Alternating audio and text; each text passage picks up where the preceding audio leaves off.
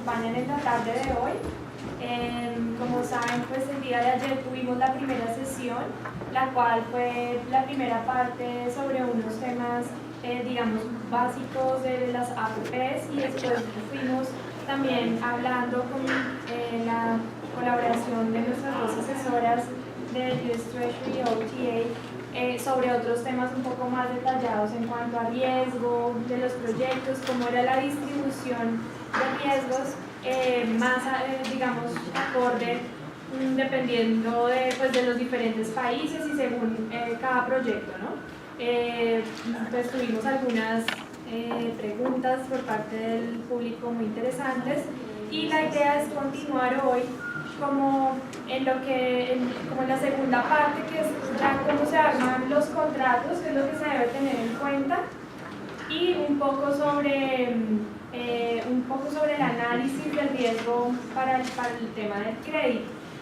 Este último pedazo lo decidimos incluir porque digamos que el curso era solamente de APPs, pero como tenemos la compañía de Laura Barrientos, quien ha estado asesorando a la FN en temas de riesgo y crédito, entonces pues quisimos también compartir algo de este conocimiento con el equipo. I will also distribute this form for the people who attended yesterday's session. So is there someone who did not came yesterday? Or? You can just I will just fill it out on whichever session you attend. Please feel free to write down all the comments, because we are not asking for your names or anything. It's just like for our feedback. Yeah, just what sections were of useful to you, used to you, or where you learned, or essentially where is the future, what would we like to do next? Those kind of questions, basically. So just be helpful to us. So then I will give the floor to Sharita Sen, who is going to explain the second part of this workshop. So welcome to the second day.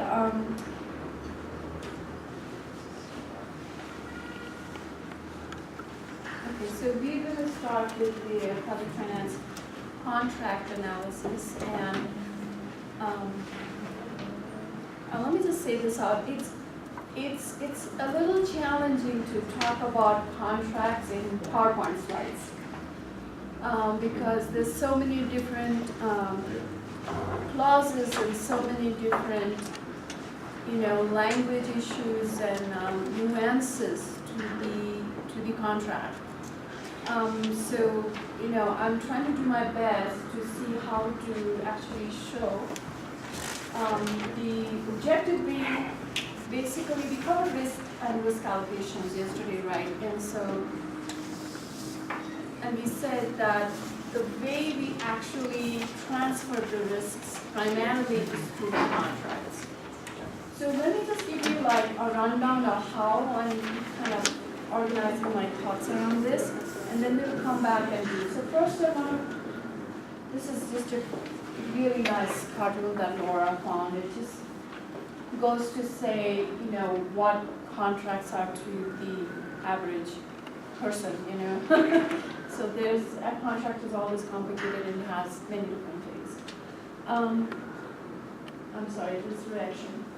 So then first we talk about the various kinds of, documents and try and divide them into certain groups instead of getting into too much details, just sort of a familiarity with what comes. Then we just sort of, as a reminder, this is where we landed up yesterday when we said when we were doing a public-private partnership, this is how we transfer the risks. Now, then, these are just some of the highlights. The next two slides are just going to cover the highlights of the clauses, and what they do. And then I want to come here, and this is really the heart of the matter. So that's the risk matrix, right? And then what we're trying to do is how each of these clauses actually connect to the specific issues of the specific risks that you are trying to transfer. So that's, and then we do that from two different perspectives, from a investor, developer, contractor perspective, and then we do lender's perspective. And then, so that's sort of the end of the session. And I thought I'd give you like an overview of how, because it's a little challenging to talk about so much in a powerful, PowerPoint format. I think the main idea, and I'm going to get started here. The main idea is that, risks just don't go away. Although we say we did the risk allocation matrix and we're transferring risks through the contract, contracts don't actually transfer all risks. So the effort is going to kind of illustrate where we can and where some of the openings still remain. At the end of the day, it's human beings working with each other, and different parties have to come together to build an asset which is so complex, right? Whether it's building a road or an airport or a port, it's such a complex endeavor, and so many different people have to come to even do one task. And so if there's anything from a government perspective, whether it's an approval or whether it's a decision that they want to revisit, all of those things that affect the contract. And in a contract, what we want to do is we want to lock in everything before the contract is signed. We just kind of want to say everything that you can think of for the next 30 years that is going to happen, because this contract is going to be for the next 30 years.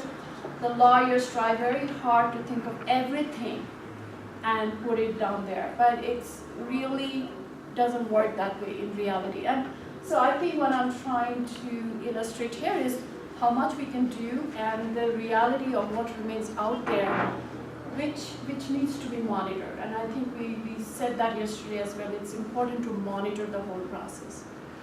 So there's really a ton of contracts and documentation that goes into the project finance contract. They can be subdivided into actually 4 different types of documents, and then we have the expert reports, so the engineering report, the financial model audit, the legal counsel's reports, insurance, environmental, market analysis, all of these supporting documentation, the lenders, technical advisors will do additional due diligence report. So all of this sort of comes as an attachment or an appendix at the end. But if you leave that aside, there are 4 buckets of documents. So the first is project agreement. So there's, maybe 3 or 4 main types of agreements. One, we cover the project agreement, which is the concession agreement between the government and the developer. So one thing to remember is there is no agreement with the lender directly. The lender doesn't have a place in the project agreement. But the lenders do get into a direct agreement, which is with the government and the developer to protect their rights. So that's a separate agreement. And the project agreement is the public sector and the developer. Then it's a design-build agreement, which is with the developer and the EPC or the design-build contractor. Then we have the O&M agreement. This is between the design-build contractor and the O&M subcontractor. And then there could be offtake agreements, which is to take the supply, especially in power projects.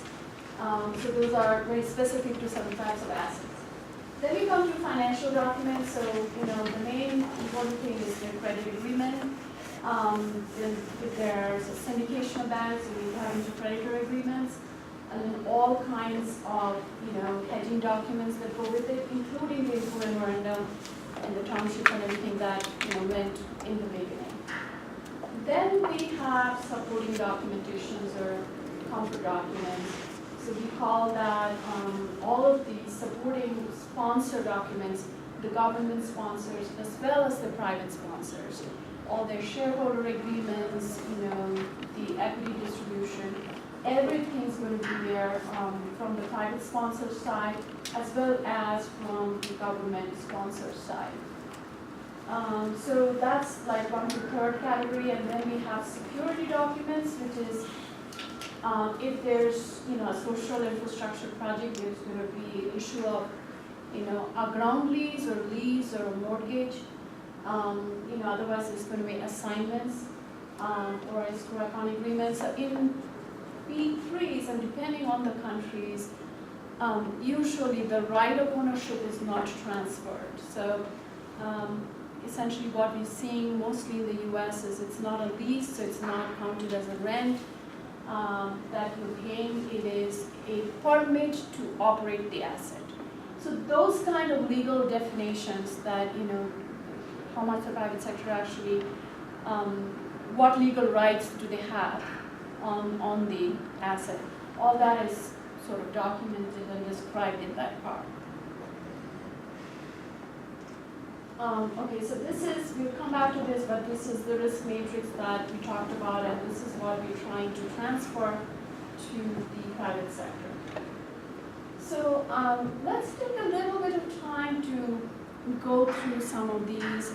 I think it's actually really important to know what comes into these things, and I'm going to refer to some of my notes because it's, as you can understand, it's actually voluminous, and the contracts are voluminous. My lawyer friends here in the room? Yes, my friend here. Who's the other gentleman? No, Javier is not. Okay, no. You're right, but Nestor is the head of the. Okay, good. So back me up, please. It's a voluminous word that I'm translating to a PowerPoint slide. So I talked about this, the grant of right. We just talked about it right now. And this is an important thing because when it comes to termination, and I'm not too familiar with what is going on in Colombia, but I would love to get your understanding. I think that during termination, where I heard that there is a payment that is due because it is considered an expropriation, and so the government considers any expropriation comes with the payment. But I think the definition of operating an asset, maintaining an operating asset, like in the US, you don't grant them ownership, so there is no issue of expropriation during termination. But is that the way here? That I think it's a legal definition of what you are assigning to the private sector. Is it a lease? Is it a ownership interest? How does that happen? If you want to add color to that. I understand the private sector have to bargain with the owners of the land in order to achieve a negotiation about the properties. No, not the right of way. Let me rephrase the question. Related to the contract. So like The when original contract, yeah, yes. on the contract between say ANI and the SPV or the concessionaire, is the concessionaire getting a right to operate the road? They're not getting ownership of the road, right? They're getting the right to operate. Yeah, I think the expropriation thing was that there's no other law that talks about termination, that you sort of gets put under that. But yeah. I think it all boils But down it's- to the right. So Yeah, but they if have you the own, right to then you- operate. but right, they you have only to have the operate. right to operate. So it should be easy to terminate. You see, it's kind of related. If you give them too much right, then they get into the issue of expropriation. But you need to give them just the permit to operate. And they have the So right to that operate. right to operate, and then if they're in default, then you terminate. So that's sort of the thing, and we don't need to get into too much details for everybody's sake here, but it's an important thing because, as much as everybody who gets into the contract wants this to go for 30 years, a lot of the times, we know that projects don't get all the way, simply because, some of the demand risk projects have had issues with the projections not meeting revenues, and there have been bankruptcies, and there's default. And so we really have to think through what happens when there is a default, and hopefully the government then has the right to terminate. So this is all emanating from there. Then government control. So as much as we saying that we are actually trying to transfer as much of the risks as possible, there is an importance to controlling some of the decisions and some of the processes along the way, because the government can't just have a relationship where they're at a distance and they're waiting for the construction to get done. That's disastrous. So they need to have the controls to ensure that milestones, in between milestones, are being met, right? So that they are comfortable that this construction is going to get done in time. So as a result, there is approval processes. So as you work with the design builder is working, there's a bunch of times that you have to go to the government and get their, okay, approved at various stages. So that's the control mechanism that the government is keeping to them. Then in this review of submittals, there's actually specification materials that you're using in construction have to be reviewed, and they have to be approved by the engineering department within the government. So all that is there. And then the other thing that they put out is, and there was a question yesterday on this, the government's actually giving you a lot of information on the project upfront when you're putting out the proposal, but they do make a statement saying that this is for information purposes and we're doing the best we can, but you cannot rely on this documentation, which means the private sector has to go do their own due diligence on everything. So, there's information, but again, it's an implicit thing that they're not out there to give you wrong information and, put you in a position which is difficult for you. But for legal purposes, there could be situations where they don't have full information. And so they want to have that caveat to say, we're giving you as much as we have, but go out and check it out, So that's the kind of flavor that we see usually, okay? A lot of this also, and this comes from sort of having, and when you do these projects, there is a reputation attached to the government authority that's taking out the concession of the agreement, right? And they have a reputation in the market. Some authorities or governments will have a reputation for being very professional. Whatever their legal documents say, these kind of things, you have to understand the implicit consequence of all of these with reference to their reputation in the market. So I know, like, a lot of government agencies find it very difficult to change terms and conditions that have been passed down for like centuries. And they don't come and sue people, but if you read and go after each one of them, you're probably not able to sign any contract with the government. So I'm saying there's an element of interpretation here, and there's an element of comfort here for the private sector that you have to gain from your relationships with who you are signing the contract with. It's a reputation in the market, irrespective of what these, you obviously want the big items, big ticket items to be clean, but there could be some items that could be fuzzy and you have to take a call on those. Yes. I had a comment that I was saying at some point, I told you, but I think the relationships here are very important. It doesn't seem like something you would put a checklist on, but when we're looking at, like when I was at the radio agency, we looked at projects. We did look at relationships, all sorts of relationships, and I'll talk about more of those so later. Like a qualitative measure. Yeah, it's qualitative. It didn't get rated, but and I think in the newer methodologies, it is scored between the consortium that's doing construction, but then also the relationships between the government and the concessionaire and all those parties, and if they were strong, or if they were strengthening, or if they were weakening. Because a lot of, I think we've talked a lot about, you're here for 30 years, and there's going to be things that you're going to have to work out. Things are going to change, contracts are going to change, they'll be renegotiated, or maybe they'll just be waivers. But, if you can come to the table early and say, something's not going as expected, or, and then you can work it out, it's so much better. And there have been some P3s in Canada and some other places, maybe in the US where they just can't come to an agreement. And, we always said, like, once the lawyers go to the table, like, it's over. And that's not exactly true, but if you can work things out before everybody starts pulling out the contracts and fighting over things, It does work out to keep the project, to get the project back on track, or if you get caught up in a bad relationship that then doesn't even allow for that before you start to go to dispute resolution, then it doesn't, it does hinder the ability for the project to get back on route. And I believe actually in the new methodologies for project finance, that actually gets scored. Like it has some 5 to 10% because it is real important as a qualitative. So all this. Yes, yeah, it's a very good explanation of what I'm trying to say here. Yeah. I mean, the big ticket items, yes. Is it always the same company that operates the asset, the same company that does the maintenance? Or it could be separate? It could be Bodies. separate. It could Yeah. be separate. It could be separate. It depends from project to project.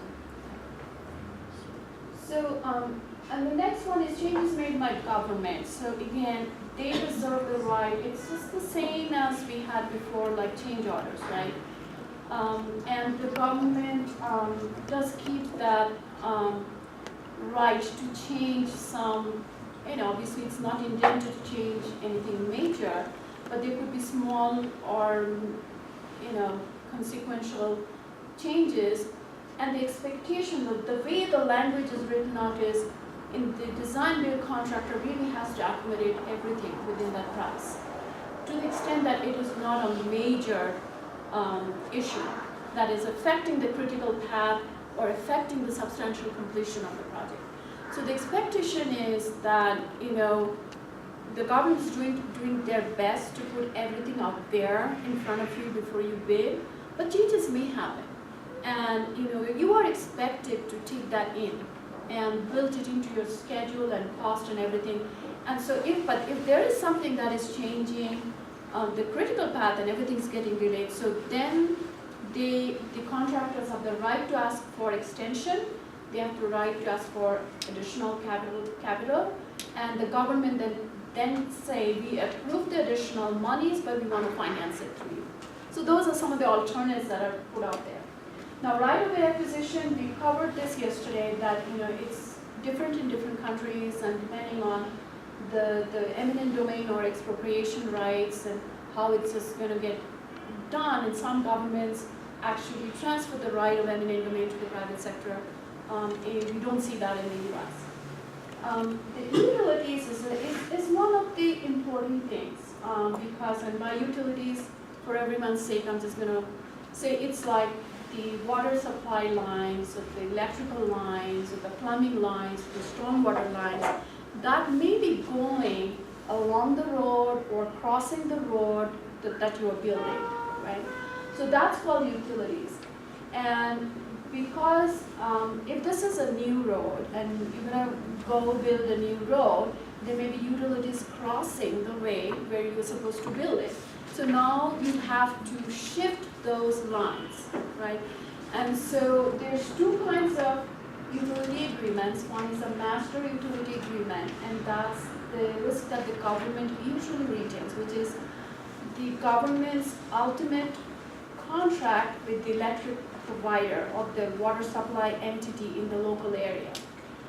But there's a separate agreement that's taken up, which is for utility adjustment, which is the changes that you're making because of this project.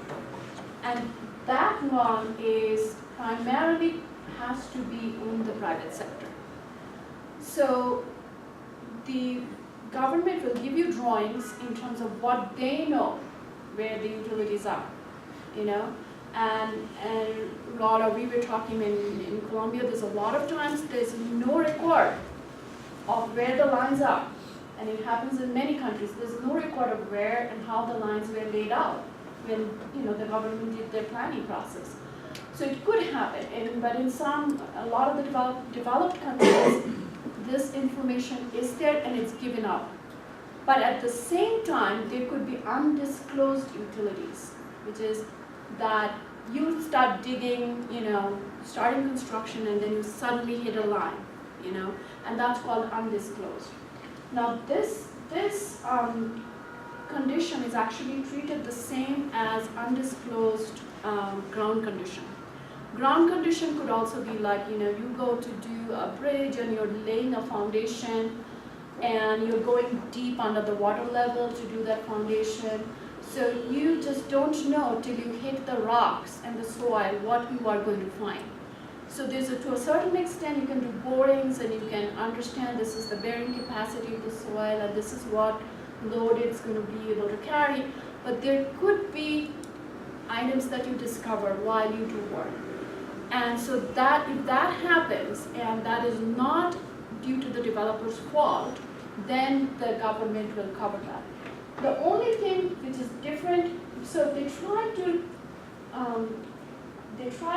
sort of treat the utilities just as the unknown ground conditions. But the only difference in the utilities is there's a third party involved, usually.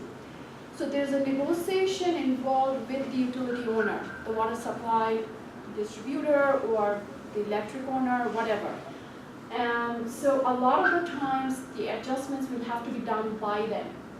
The design build contractor may not have the right to do it. It depends on what the master agreement told. And so, but it is then the responsibility of the design build contractor to get it done within time and be responsible for all of the costs, whatever it takes to get done. But if the third party is not cooperating, in spite of the design builder's efforts, right, by all reasonable accounts, and you have to write all these reports and things and present to the government, we tried, we did this, but there's no cooperation, they're not doing what they promised to do, then the government will step in and use their power to influence them to get that done. Now, as I describe these things, and this is almost like I'm recounting a story, but what you can see is there's so many things happening here, and the possibility of everything going right the way you want is actually remote, right? So all of these things are transferred to the private sector, but they have to manage so many of these things, and some of these things could get into disputes, right? Say approvals, okay, so why are you not approving this? There's nothing wrong with the design. And no, there's everything wrong with the design. We told you this, we told you, no, my engineer said this is right. No, my engineer said that is wrong. So these things, everybody's being reasonable about everything. Everybody wants to do the project, but it could happen. And so dispute resolution is an important part, and that's one of the, clauses in the contract, obviously. But I think the most important thing as I tell the story is for you guys to make the sort of the connection where the openings remain in the contracts. And the point that those processes where the government is retaining their control and their right to impact the consequences has to be monitored.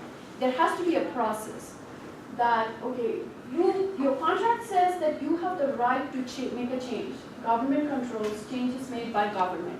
The contract just will say, we have the right to make a change, but the contract will not say what will be the process of that. And so the government really has to work that out. What will be the process of that? When we intend a change, how will we communicate that? What sort of timeline we should consider? And all of that. There's all of these things that go behind the contract. Then the other thing is the hazardous materials. So, a lot of the times you're dealing with brownfields, especially when you're doing right-of-way acquisition. So I did a bridge which was, replacement of a bridge that goes around brownfields, areas that are very industrialized along the river. So there's a lot of industries, there's a lot of effluent, and there's a lot of contamination in the soil. And so while the construction's going on, some of these hazardous materials may be released to the environment, right? And so that is a matter of concern. So the way this is described is the remediation is the responsibility of the private sector, but the ownership of the hazardous materials, and if somebody's suing, maybe somebody who got a disease or something just because this person was exposed to the material during the process of remediation. Maybe this was a laborer who was cleaning things up, and he comes and sues, then the government is responsible, because the definition is the hazardous materials existed before the private sector came in. And the government, you are the grantor, you own all of that. We're cleaning all of this up, but if it gets into any problem, okay, we take the responsibility for time and everything. If it's a problem, you have to take responsibility. So there's sort of that delineation that happens. And please chime in if there's a little bit different here in Colombia and the contracts you're seeing, it'll be a good thing. Is it the same here? Well, you have to obtain, first of all, you have to obtain the environmental Permits, yes. permits, and you have to present a plan for contain all these issues. Right. But if it's something exceptional, obviously government. Yeah, so exactly, that's what I said. Yeah. So ultimately, if something that is really bad, then it is the government comes to the rescue. That's the whole point. Now, the big ticket item is design and construction, right? Again, to the whole point that you are not waiting at the end of the construction, substantial construction, to get the asset, right? So what we usually do is there's a notice to proceed. There's like milestones. Notice to proceed 1 is when the government says you're not approved to start design, which means at that point they should have all of the insurances in place that affects the design process. For example, errors and omissions, right? So the relevant insurances that need to cover the design process for the designers, the engineers, professional liability, errors and omissions, those kinds of things have to be in place. And the authority says that, or the government says they approve the project baseline schedule and project management plan. So see, they're trying to actually manage the whole project by putting these controls or stage gate approvals. Then we have the notice to proceed 2, which is construction comments. So then at that time, the government gives a written notice, okay, all of the insurance that are required for construction, there's a whole bunch of insurance, much more than design, that's required. Everything is on file, you've checked everything is in order, design is complete, we think that the design is approved, now you can start construction. So then they're giving that. And so then there is notice to proceed 3, which is service commencement. Design is complete, substantially complete. Punch list items may be remaining, but all of the insurances that will affect O&M is in place. And so we have seen the punch list and we know what needs to happen. Punch list is like remaining last few items in construction that may just need to be tweaked a little bit. And it's almost done, 99% done. So they say, okay, then it's you're good now, you can start your O&M phase. So those are approvals of stage gates. And then the other important thing is substantial completion. Now, this is thought of from what happens if substantial completion is delayed. If substantial completion is delayed, then your debt service may be due, but your availability payment from the government is not going to come in, because the government will only start paying when the asset is substantially complete. So this is a thing that is very, very important and could tip the balance if it's not monitored. So there is substantial completion, and then there is construction long stop deadline, that's what we call it. So between that, it's like, long stop deadline is, if you miss that deadline, you are in default, because the contractor is in default. So in between the two, you can use your liquidated damages clause to get the contractor back on time and on schedule. So that's sort of the substantial completion, and then final acceptance, which is again a procedure when the government says you have finally accepted that everything's complete as per the requirements, and this is the certificate of final acceptance. So, then there is changes made by the government and changes made by the developer. And I think we covered the changes made by the government a little bit. Essentially, that says that we can change anything anytime. They will keep that provision for themselves. And if the change actually incurs any cost, the private sector has to let us know what it is going to cost. And but the developer may refuse to do the change if additional permits are required, or it substantially changes the intent of the project. Like the government just can't come and change something very significant about the project tomorrow. So they can refuse to do the change. So those provisions are also there under what circumstances they can refuse. And if there is a refusal, then obviously you have to go to dispute resolution. And while this has been negotiated and disputed, the contractor has to keep working. That's the most important thing. You cannot hold up work. So you have to keep working such that as if the project is okay. Now the developer might also come up with a change, and most of the times it may be a change that actually gives a cost reduction. And if there is something that they think during the process of construction they found out an innovative idea, and that kind of could actually save cost, the provision is that the cost savings will be shared 50-50. So that's how much is allowed to the developer. And then, performance requirements are obvious. Let me ask you Yes, something. yes.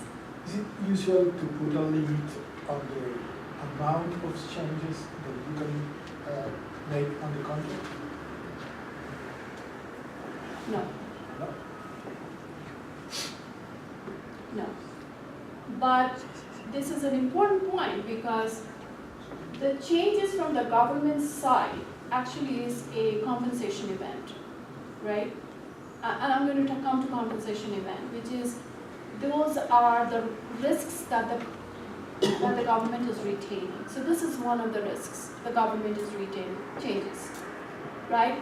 So there are consequences to those changes, which is time delay, cost, additional cost, right?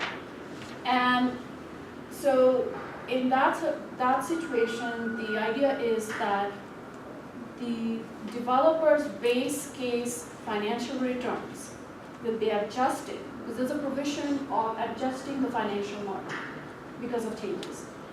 Because of what you told us to do, because of this change, our financial model has to change. And so, but to your point, how many times can the financial model change? But every time it changes, the first provision is, let me back up. The financial model will change as if it's as if nobody actually benefited from this change. So it reverts it back. Everything has to be the same IRR, the same this thing. So everything is adjusted. But if you have too many changes that is causing delays, right? The point is, you can still have the same IRR, but you are then recognizing the return over a longer period of time, correct? I think that's your point. You can keep delaying and you can keep compensating for the delay, but the provisions only say we compensate only to the point that we agree to the returns, IRR, right? So you can not make a better return just because we told you to change.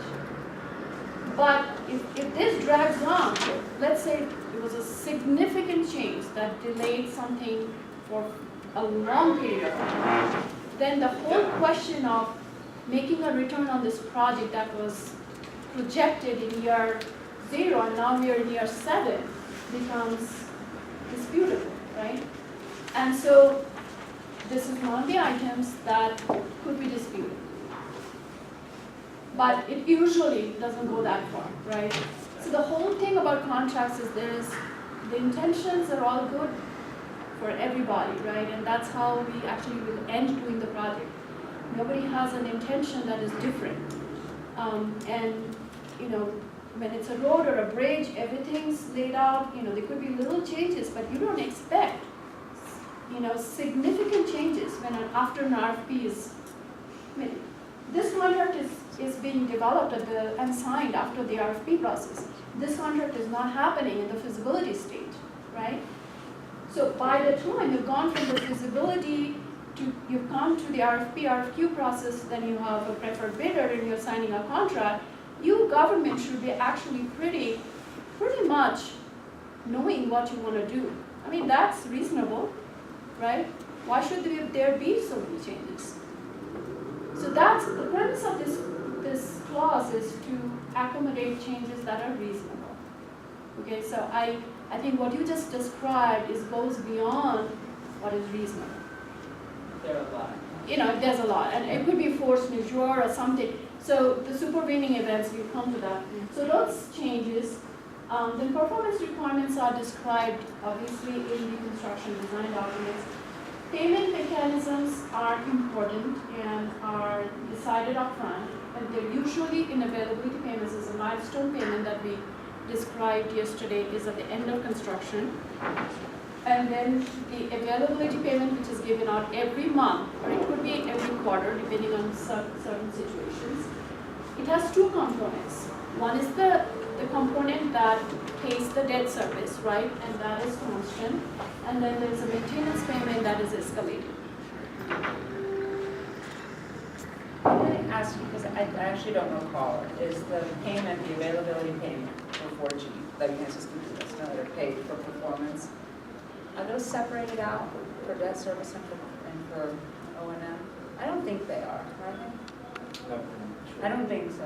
No. I mean, I looked back through the contract to see that again, and I didn't, it was a pretty quick look, but there's no So there's no separation. escalation? There isn't, well, there is an escalation in the model, but there's not a fixed amount that's for debt service that goes along, you know, that's sculpted to debt service and then an O&M amount. Well, It's if you just like think availability about- payment and then the revenue from the fee, you know. Well, so from the that's not a tolls, so, refined process. yeah. Because if you think about it, the debt service has no need to escalate. So in this situation, we are separating the two components, and we are saying the O&M, of course, it's affected by escalation. So we'll pay the escalation on that, but why should I pay escalation on your debt service? So I think that's, I mean, it is sculpted, according to what Annie's feasibility studies and traffic and revenue, you know, and cost and all that, but it's not separated like that, so. So that's a good kind of like difference between what you see in, I mean, in more developed, like UK, yeah, this is Australia, a more US. refined process, I would say that. Okay, and then we come to adjustment mechanisms. Yes, so we talked about the availability payments. So are you a lawyer? No. So which part of no, which part of the organization are you in? Huh? The financing. Okay, financing. Okay, it's very good to understand everything. I think that's sort of the thing, you know, for everybody, because we do certain parts of the process and we don't often know how the other parts kind of translate. But to just have that comprehensive understanding of what you do actually affects everything down the road in some way, it's sort of the most important thing. Okay, so then there is the adjustment mechanisms, which we call non-compliance events and assessment of non-compliance points.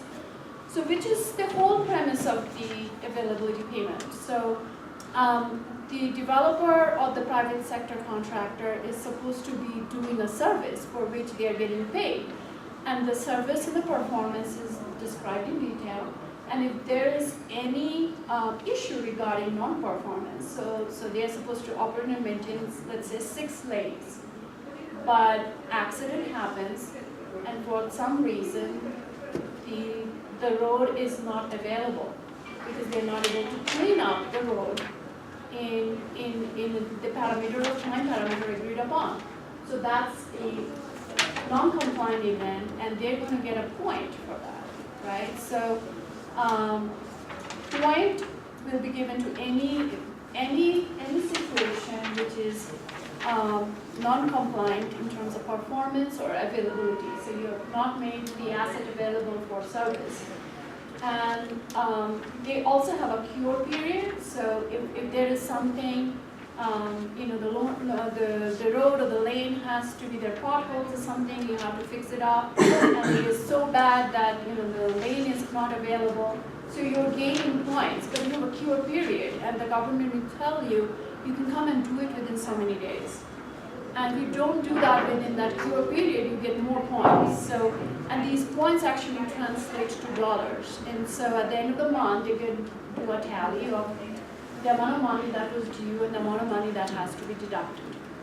But that goes to one of the questions you had yesterday, like what's the incentive, right? Like why would I do a better job if I'm getting paid anyway, right? And that goes, that's the control mechanism, is that has to be certain that there's parameters, whether it's the, you know, quality or within a time period. And there are, that's what the monitoring from the government side is very important, right? Because if the government says you have 48 hours to take care of, you know, a place where there was an accident, well, somebody from the government has to, whether it's your independent engineer or somebody, right, that's on work on the behalf, has to be able to check that. And if it's not done, then points start getting deducted, which is money. Like if you're the operator, it translates into money. So that's your incentive to keep that, you know, to do a good job, basically. But it's, the incentive goes until the threshold of the contract. After what was in the contract, I mean, there's no incentive to keep on To do having better. a better performance, right? You mean, it goes only to the extent that it has been described as performance? Yes. But in certain contracts, there's something called a reclaim, which means if you do bad, this is a standard, right? You set a standard, if you do bad, if you're here, you get points, deductions. But if you do better, you can reclaim your points. But there are some contracts that are like that, but it's a very complicated mechanism to describe how do you actually explain that you did better. So the experience actually says that the reclaim mechanism is very complicated. So a lot of the times they don't seem to put it in the contract. But very good point. There's actually theoretically a reclaim mechanism where you can actually do better.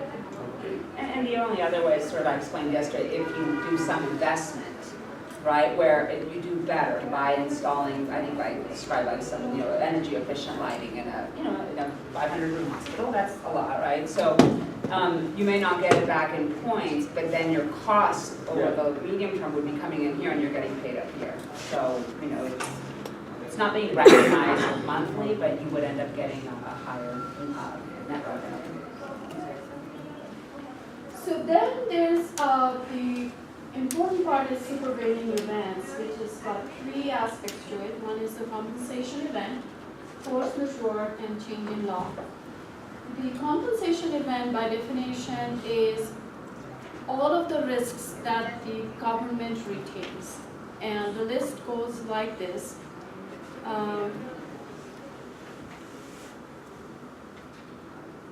Okay, what is a compensation event? Authority bridge, or the government has a bridge, contract bridge, which means the government's supposed to pay and doesn't pay. That's a bridge of contract. Third party agreement bridge, so maybe it's a utility adjustment agreement, that's a third party agreement. They were supposed to move this utility or whatever agreement we have, if they didn't do it, that's a bridge. Then if the government violates the applicable law, change in law is considered a compensation event in the US. So again, it can get complicated if the law is at the federal level that is applicable to everybody, or the law is at the state and local level, and how it impacts the business. That is taken into consideration. But I would say, generally, not to get into all those details, it is generally change in law. Any change in law that has a negative effect on the performance of the contractor is a compensation event, which means it is a risk that the government is taking. Hazardous materials in the right-of-way, that's a compensation event.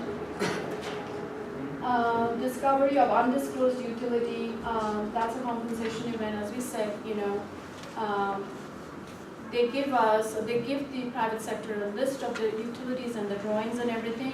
But if there's something that is undiscovered, the government has to take that risk. Unknown site conditions come under this. Third-party disputes that affect work, right? So there may be a community strife or a strike or something, and people come and pitch tents on the road and whatever, they're protesting against the project or something, and the private sector has no control on an issue like that. So that would go under compensation event. So those are some of the general compensation events. And if when that happens, I just explained to you that the time extension will be given, the cost compensation will be given, but everything will be restored to the point it was originally in the financial model. So financial model will be adjusted. Then there's force majeure. If I'm suggesting one thing, if there's extended force majeure that actually disrupts work, then it is a cause for termination by the developer. Okay, so then there's a change in ownership clause. I'll go very quick here. Primarily because it's the same situation that the government usually doesn't want the composition of the team to change. Not definitely early in the game. So they do not want the shareholders, the equity shareholders principally, to change the percentage of their ownership on the developers SPV team. What we're seeing is about 2 years after substantial completion of design, construction. After that, they allow some changes. So the idea is to not change the capability of the team as much as possible. Then financial model adjustments, as I explained, if there's any change that is relevant, there has to be a model adjustment. Refinancing will happen most of the times. If there is an upside to the refinancing, there will be a share of the gains, potentially 50-50. And then comes these other important things as well, that is a default and termination or determination. So a default can be by the developer or the government. Both sides can default. So the developer default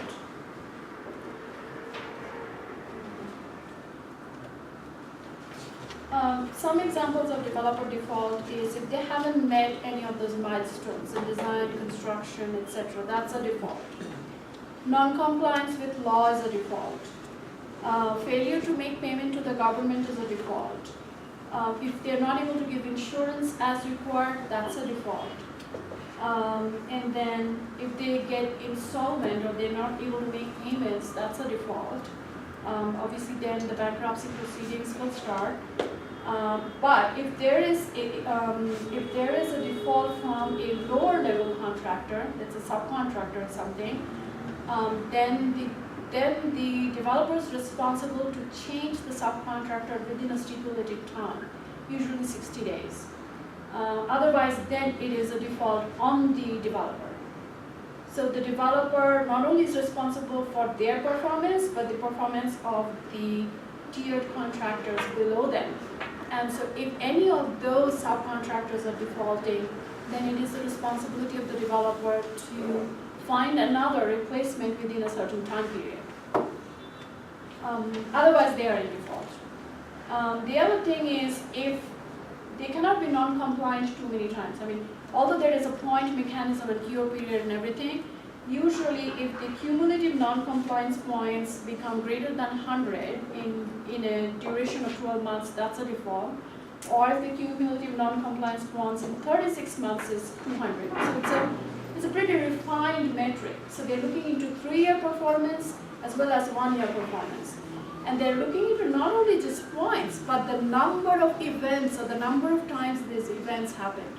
So in cumulative non-compliant events that occurred greater than 100 in 12 months or greater than 250 in 336 months.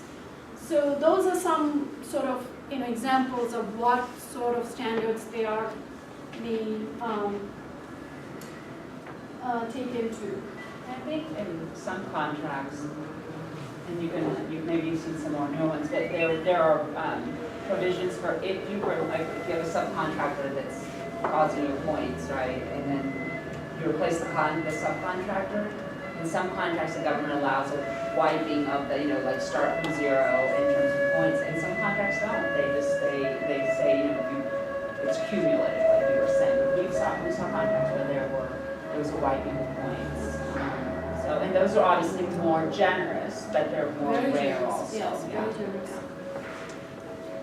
So then if the default leads to termination, okay, so these, one thing leads to the other. So the termination, if there is a default, then there's a notice given to the developer, and the developer has a cure period, and then if you're still not, and there is a plan to get back on course, and if you're still not able to get back on course, then the government will start a termination process, okay? So there's enough things there for the developer to recover. It's not like very easy, right? So the provisions are pretty generous. You have defaulted, but we give you cure period. Given the cure period, you're given a plan of action to do this, and then you're given another notice, and you still didn't do it, another notice. And so they give you a lot of room, right? And because they're also seeing what is going on, what's the sort of reaction, right? And possibly preparing for a step in. So there is, then while this process is going on, the default and the notice periods and everything, the governments can step in, the lender can step in. And the lender can step in to actually protect the developer in two ways, either to make payments that haven't been paid, or if they have been non-compliant. And so there are those two things. In certain situations, the lender can also become part of the project agreement if things are really, really bad. But those things actually serve the rights of the lender, that the government is just not going to terminate the entire contract. There's enough provisions there, not just for the developer, but also for the lender to come and sort of restore everything.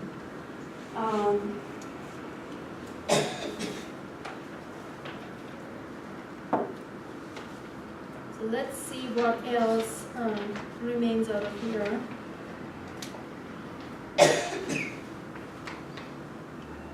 So one other point he just left the room. On incentives is right level of deduction. The reductions are not so punitive that it de-incentivizes the contractor to do better. So the level of deduction is kept to a point.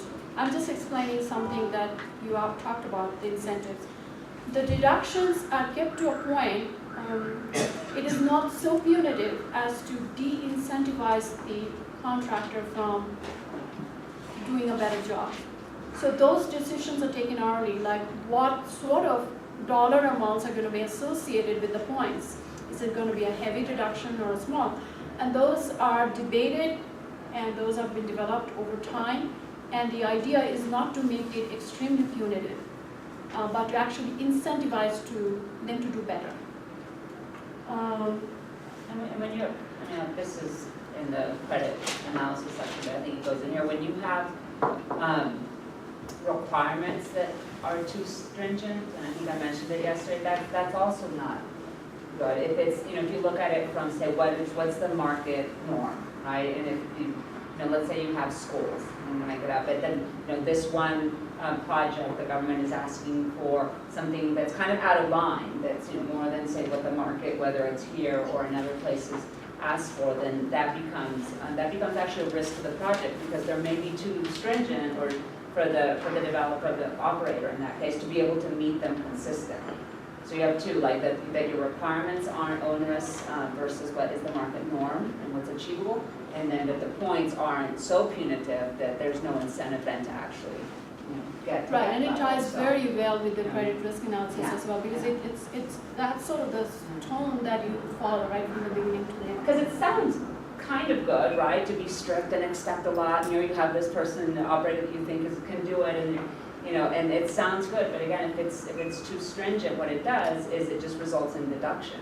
And, you know, deductions over time and de-incentives result in, And you know, then, defaults and disputes. terminations and And disputes. And so, although again, it sounds very good to be very conservative, it really has to be just at the right level and within market standards. Right, And the lender's technical advisor should be able to speak to that, like this is within market standards.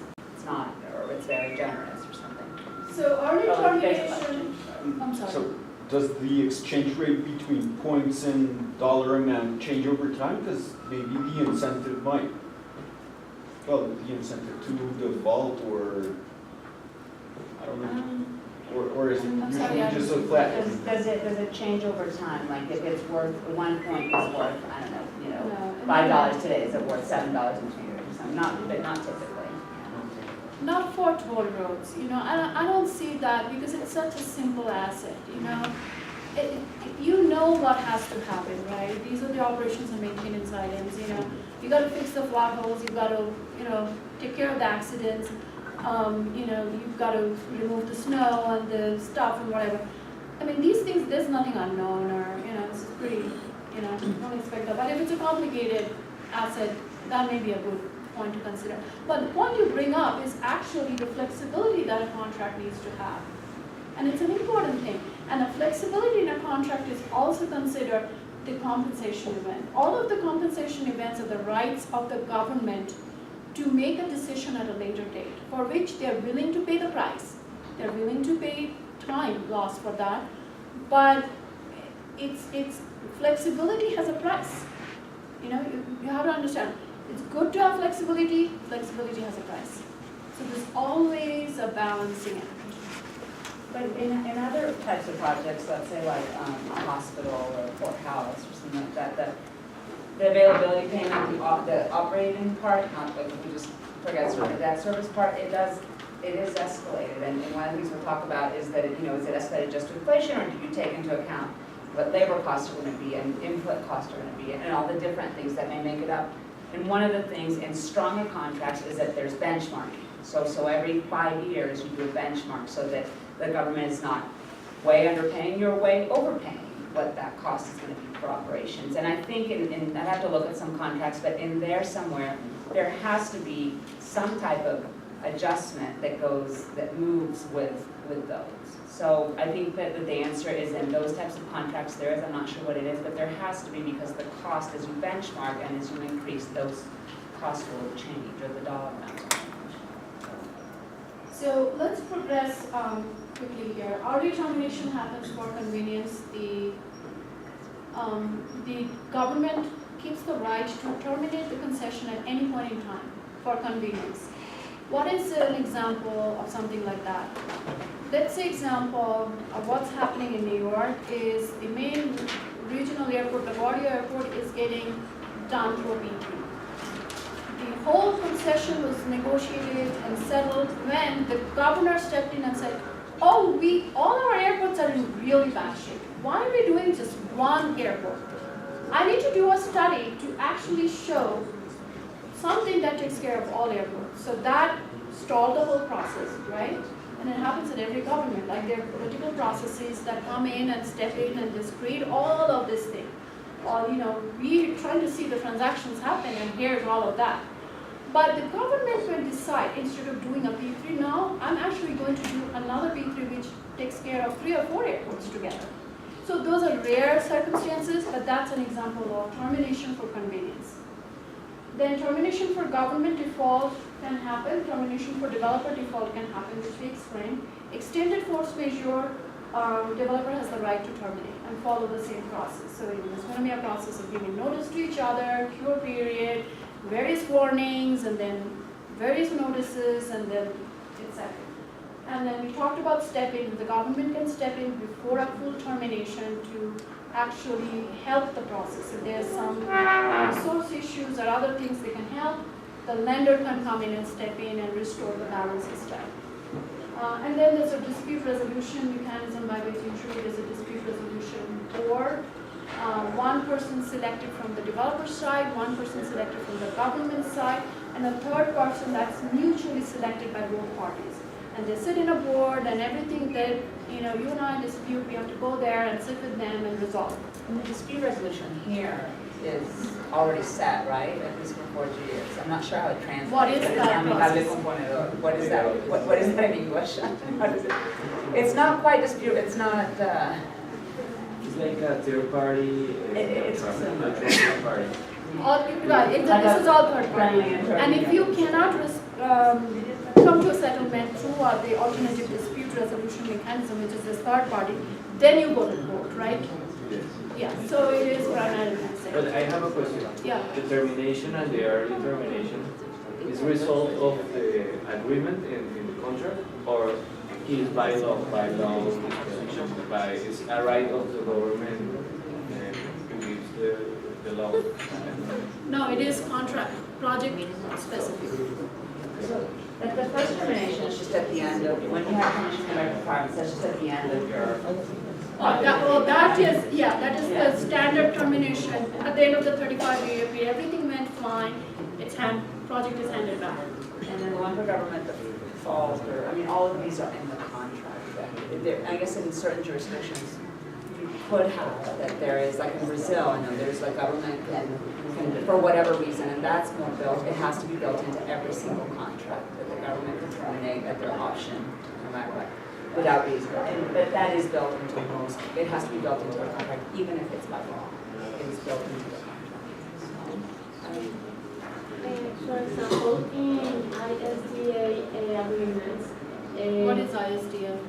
International Soft and Derivatives Agreements, it's usually that in these kind of things like a government default and the part default, you put a standard by rating agencies, given up by rating agencies.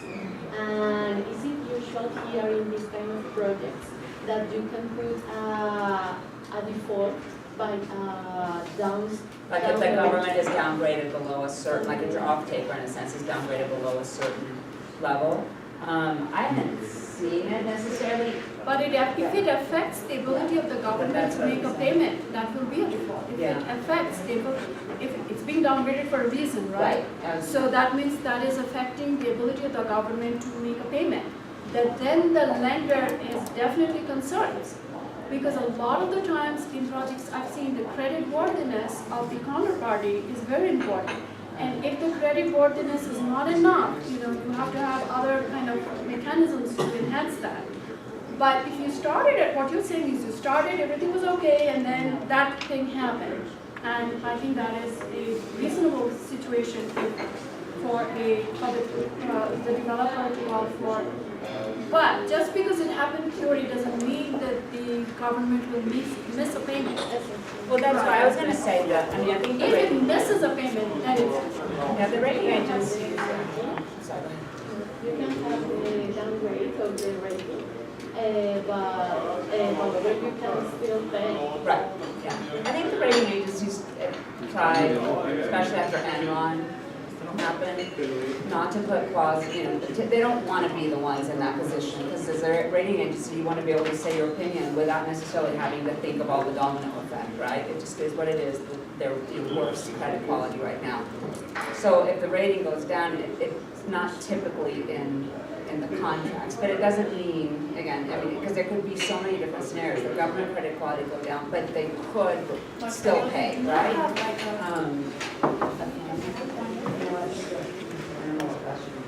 Yeah, I'm But done. let me just talk about this point. But then also the there could be a point again where the rate where they are so poorly off that they can't pay, right? And then that's what triggers the termination or the default, is that they can't pay. And I'll tell you, there were some shadow toll roads in Spain where the payments, the availability payments, are actually made by the like comunidades autónomas, right? And by the city. There was one in the city of Madrid.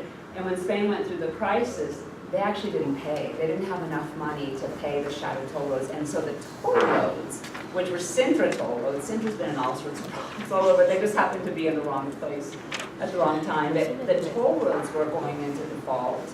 And these, the ratings on the cities and the comunidades autónomas were going down. And so everything went down, but it wasn't because necessarily the rating went down. It was just a domino effect. And in those instances, the federal government actually stepped in and tried to make them whole after a default.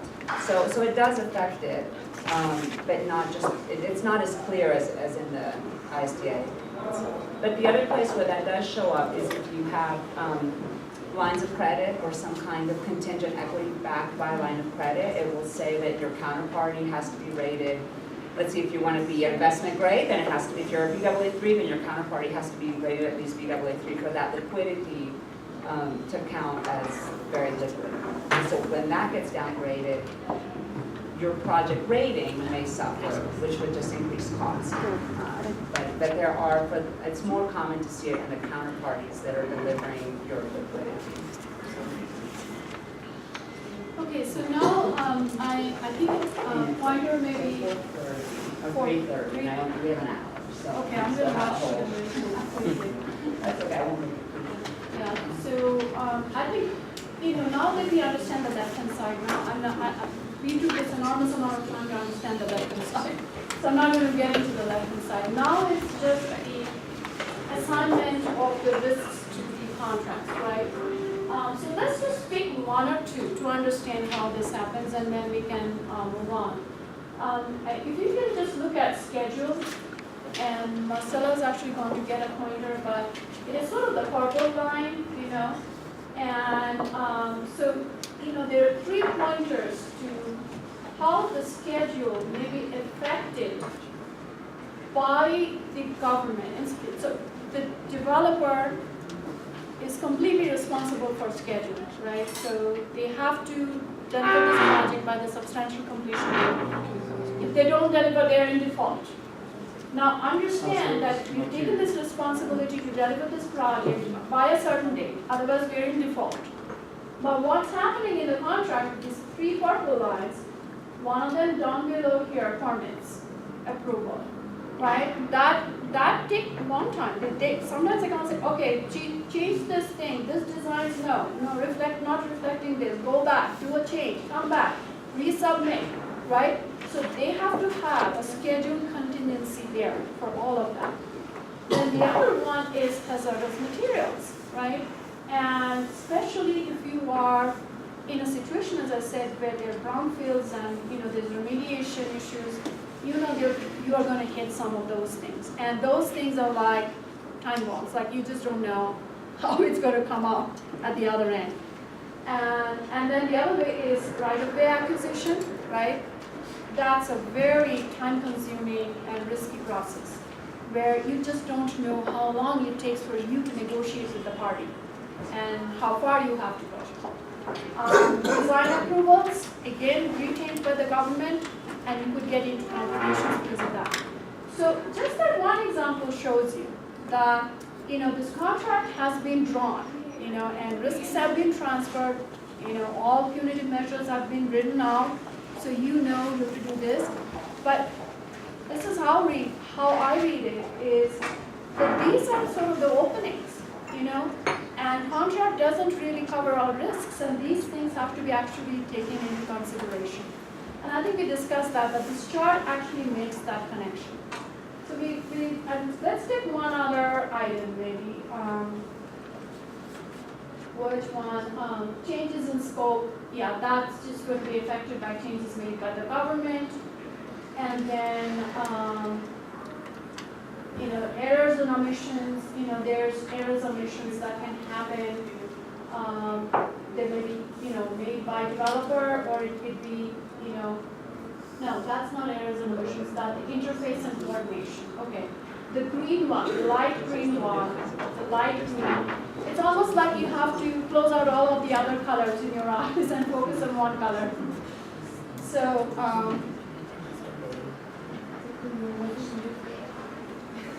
don't know what it is these things. Oh, it's working. Interface and coordination, light green. And now in your mind you have to block out all other colors. So interface and coordination.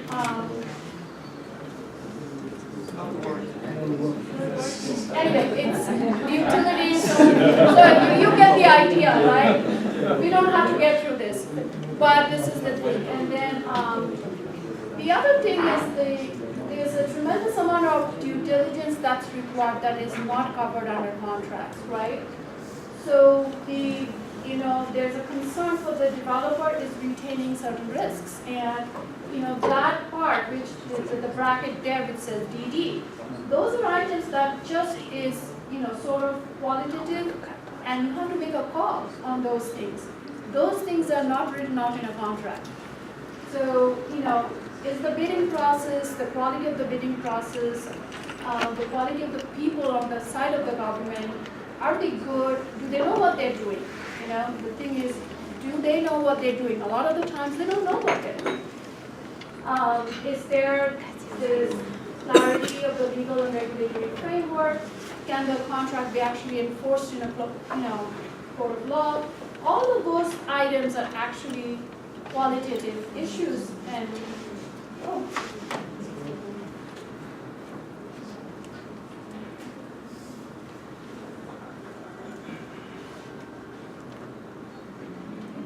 no, I don't know how to do it. You press which one?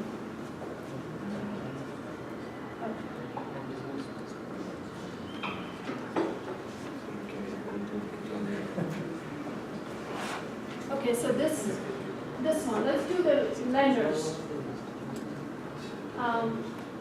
These are the lenders' retained risks, and so part of it is their concern about the public sector, their concerns about the developer, right? And then there's other things that can be set out in the contract. So essentially what we're trying to say, the right-hand side is now all of the clauses that we just went through, and some of these items that really matter to the lenders are the force majeure, the defaults, the termination, and all of that. So this lower half is actually something that is of most concern to the lenders. And the upper half is all like things of concern to the developer. But again, they have issues that is going to have to be covered by the due diligence. All right, so any outstanding questions on contracts? I think that we've covered almost everything without making it. Yes. If you have to do a compulsory acquisition.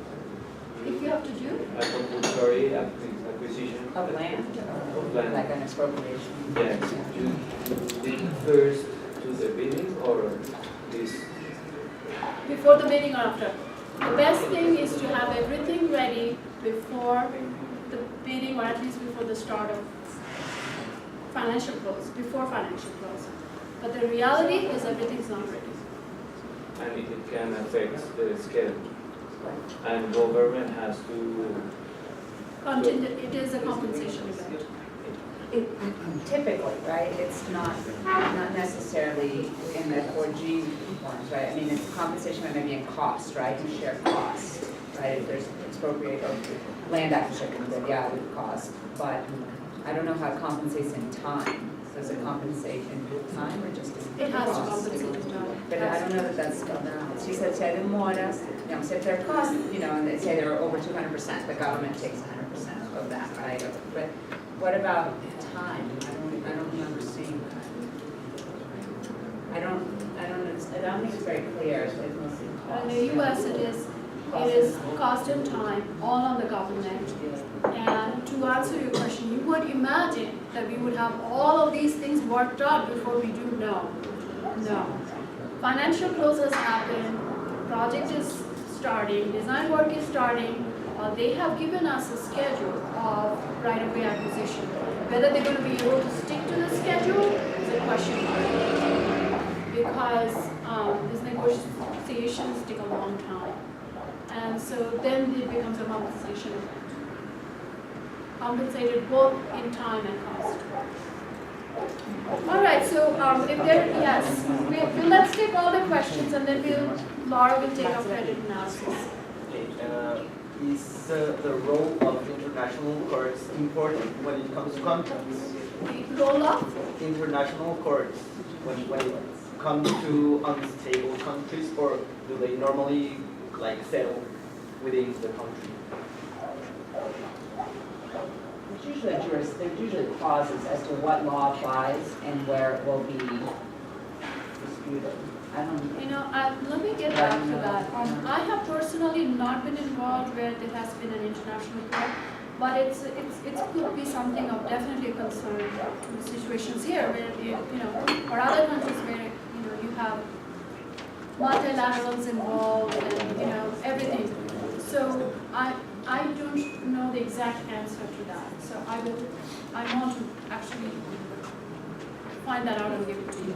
And where it does come into play, say, like if you have, a bond issue that's going on 44A though, right? And so then some of, under that, those bond documents, that's New York law, but then your local, project agreements are in local law, and those disputes are in local law. And that's in the inter-credit agreements where those will be decided, so. But then if there may be investors from another country, or there may be banks from another country. And I'll just speak for Mexico, but in Mexico where it was just a bank deal, or there weren't that many local bond deals, but it was a bank deal, and they had investors from different parts of the world, mostly Spain, some Latin Americans. It was all under Mexican law in the courts in Mexico City. And it didn't matter who was involved, that was the jurisdiction. And that could possibly be, because this also relates to jurisprudence. That is what precedence has been set in terms of a situation like this. So if somebody had to go research the whole world, that would be really odd. So it's like, I think where the project is located would probably take precedence. So if you are from Spain and you are investing in the US, you better understand the jurisprudence in the US situation. We'll look into it, because it does, when you issue abroad, if you do cross-border bonds. I think the there are some 134As in provisions, there are some provisions. All right, so Any any other other questions? All right, so thank you so much. So did everybody get coffee? We have 1 more hour. I will.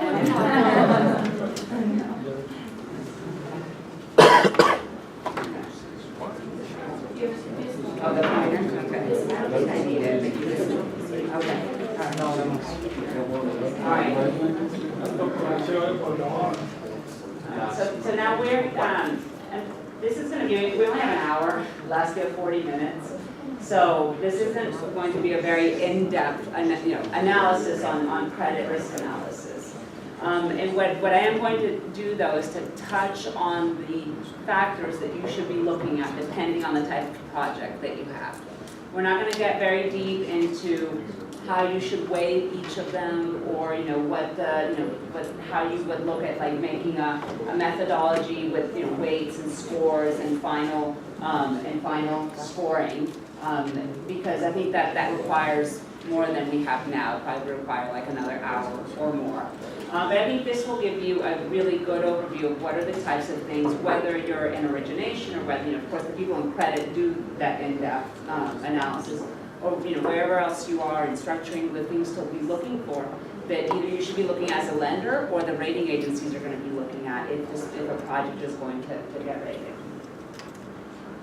Yes, I picked all the cartoons. I stayed up late one night. So when you see Carlos and Felipe, and I should have included Pilar in there against a board looking at something, that's them. Oh, if it were only so simple, because it's not as complicated. Not too much. I don't know. You've seen them. Every time I walk around here, everyone's looking at these glass boards. So, but we'll have Pilar in there somewhere. The small ones. No. I will say it's not rocket science, but you do have to know what you're talking about. So, okay. And basically, this is like, why would you do credit risk analysis? And really, as lenders, what you want to know is the likelihood that you're going to get paid back. And if if there's going to be delays and points where the cash flows would not be sufficient to pay back, what is there? Is there anything backing up the cash flows that you would get paid back either on time, or even if there were a delay in the default, that you would get paid back at some point and how much you would recover? So you're looking at the vulnerabilities in the project structure, and so that you will be reviewing all the documents, or you should, because you have to in order to answer the questions that we're gonna be looking at as to, as to the likelihood that you will get paid back. I mean, it takes into account many, many factors, and that's why you have to read all the documents. But in the methodology, you can only put so many factors, right? And so you put the most important factors that have been proven to lead to a default. Doesn't mean you don't look at anything else, or you just check off the list and you look for the contract clauses that, that have to do with what you're looking at, because there may be something else that seems out of line, but the ones that you want to pick to look at are the ones that have been proven that lead to a default. And then we're not going to get into assigning weights to the different factors. We can certainly talk about that later. I mean, that is in this methodology that FDN is using right now. But if you're looking at something that, and I will mention them, those things that lead to default the most, like liquidity is one of them, and financial metrics, should be higher weighted.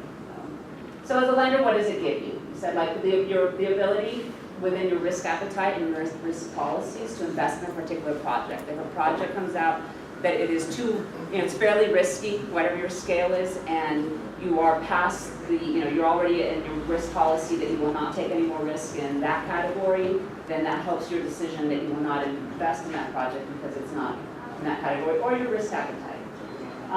It does help identify residual risk in the project, and since you are still in the, in the stage where you could change clauses or add the clauses or ask for clauses, maybe if you're not senior lenders, we could work with senior lenders to tighten the financing agreement. It does give you a chance to look to try to tighten the structure where you see holes that would affect you as a lender.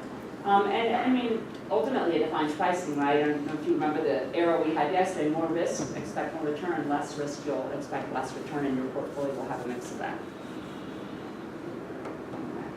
So one thing I want to make clear, just because this is not, I'm not talking today as a rating agency person, is that just credit risk analysis in and of itself does not define the probability of default or your recovery. If I were up here like as a Moody's person and I showed you all the Moody's methodologies or S&P, those, when you get an outcome, those do actually point to a probability of default because they have, I look back at the three of them, they have data from 1920 on, right? So they have data on defaults, not just on credit, but on defaults, and it can tell them the probability of defaults.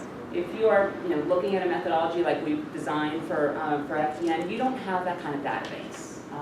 And you don't even have that kind of database in the country because there hasn't been P3 projects and project finance in the country. So what we're going to talk about today are the things you should look at and the things that will lead to default if they're weak, help you not get paid if they're strong.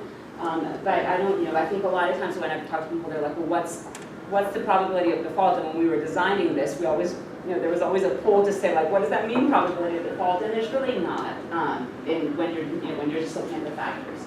And it doesn't actually give you a recovery in a default scenario unless you had a lot of data on recovery. And when we pass this around after this meeting, maybe today, we'll pass this around, but then tomorrow or the next day, I'll send you just links. I'll send Marcelo links to all the default studies of all the different rating agencies, and then those can give you really good information on default and recovery.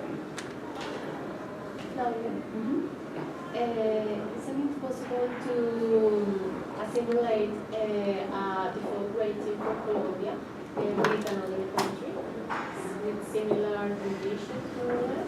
Yeah, I'm trying to think. I mean, Colombia, I think right now is a triple B for S&P and Fitch, and a Baa2 for Moody's. That's just below Peru. I think Peru is a Baa1, triple B plus. Mexico, I think, just went into it like the A categories. I mean, I'm talking, just sort of Latin America. I'd have to look at more. But are you talking about the country rating or just the rating in? The rating, project rating. For projects, yeah.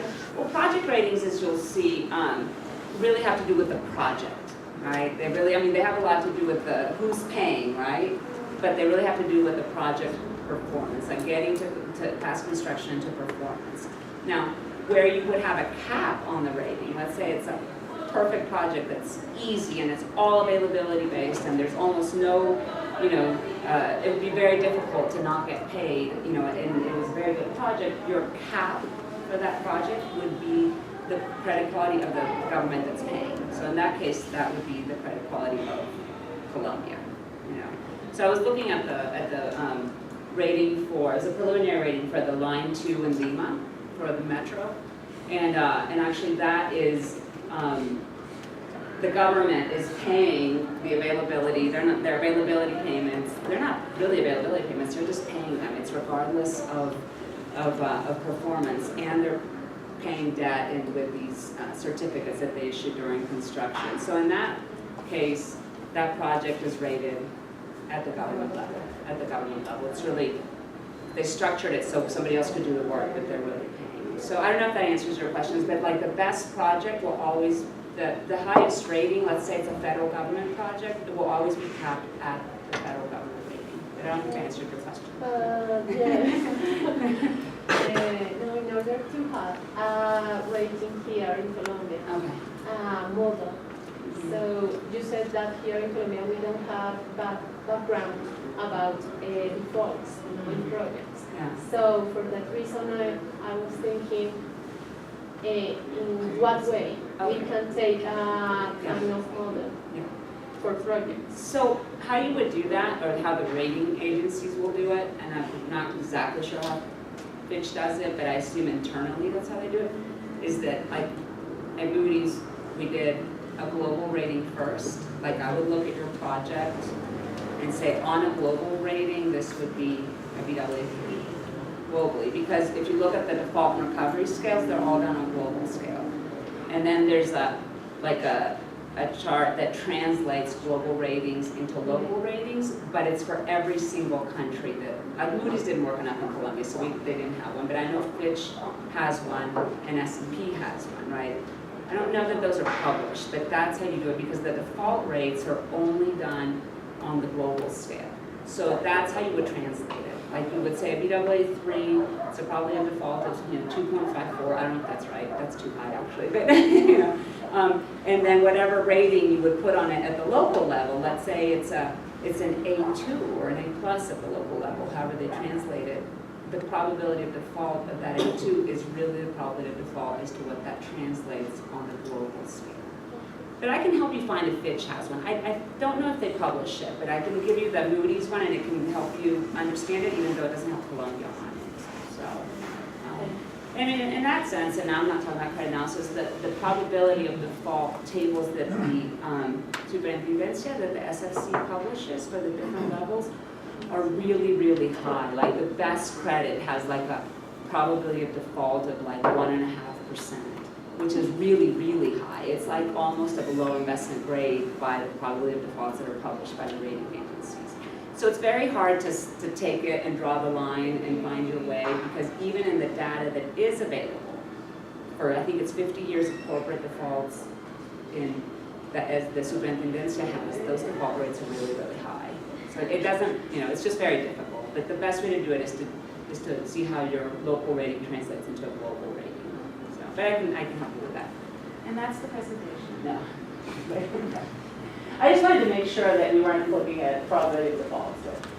So there are many types of project finance structures. So there can't be just one methodology. I mean, ideally, if you would have a lot of methodologies. You would have on-demand risk projects, so those that have volume risk and traffic risk. You would have one for each sector. You have one for ports, one for airports, one for toll roads, one for water and sewer. And then for the availability-based ones, you really just need one, because it doesn't matter if you have a school or a hospital or a toll road. Then you're still looking at performance and availability payments and deductions and termination payments and those types of things. What's happened with the 4G especially is that you have a hybrid, right? You have most availability payments. You have demand risk and traffic risk. All of that's compensated. There's a price for that compensation. So the one that FDN is using internally is a hybrid, which I didn't show here, but it has components of both of the ones that we're going to look at. So. But regardless of what you're looking at, I mean, the things that will be included in the analysis, you should look at your industry and sector. What's the macro environment? Whether it's for a demand project or whether because you need to see if the government is going to make enough money and how is the economy to be able to pay all the availability payments. Obviously, economics of the project, I mean, I think you can read all these. I don't have to, look at them or do them one by one. But something that's really important, and it's sort of project to project or sector to sector, is the qualitative factors, which can't be measured by a number necessarily. And then financial metrics. And financial metrics are more important in terms of how you should weigh them. Not that you should look at them, it's more important when there's demand risk, when you are when the project that you're going to look at is taking traffic or volume risk. So, in the projects that we looked at, like the risk transfer, we looked at design. We've really been talking about more about the availability based on freeze, design, build, manage, operate, maintain. So that's what I'm going to concentrate in here. And then what's important is here that you have to take a look at this in two phases. You have to first look at the credit analysis and the construction phase. And that is like, is it going to get, and when is it, and how is it going to get to operations? Because that's when they start getting paid or they start getting revenue. And then you look at the operation and maintenance phase. And then your final kind of decision today on day one or day zero should be the one that comes out the higher risk. So the one that's the highest risk, because even if your operation and maintenance is going to be very, very easy, if your construction is very difficult, you may never see $1 paid, right? If it never gets to operations. And clearly projects, as they finish construction and they go into operations, generally the risk gets lower. For projects that are like social infrastructure, the risk drops almost like this. The minute they start operating, if it's not a very difficult operation, it's a school, it's a courthouse, it's a toll road that's availability based, that the risk of not getting, not making sufficient money to pay your debt it drops significantly. For other ones, especially when there's demand risk, it's through ramp up, and ramp up can be anywhere from 3 to 10 years, depending on the projects. And I know on demand risk toll roads at Moody's, we took out a ramp up phase at 10 years, and that seemed excessive, it seemed almost punitive. They've been making money for 10 years. So I think that the right balance is probably between 5 and 7 for demand risk projects. And very, very, very occasionally, there may be a project, and I couldn't come up with a good example, where the O&M phase could carry more risk than the construction phase.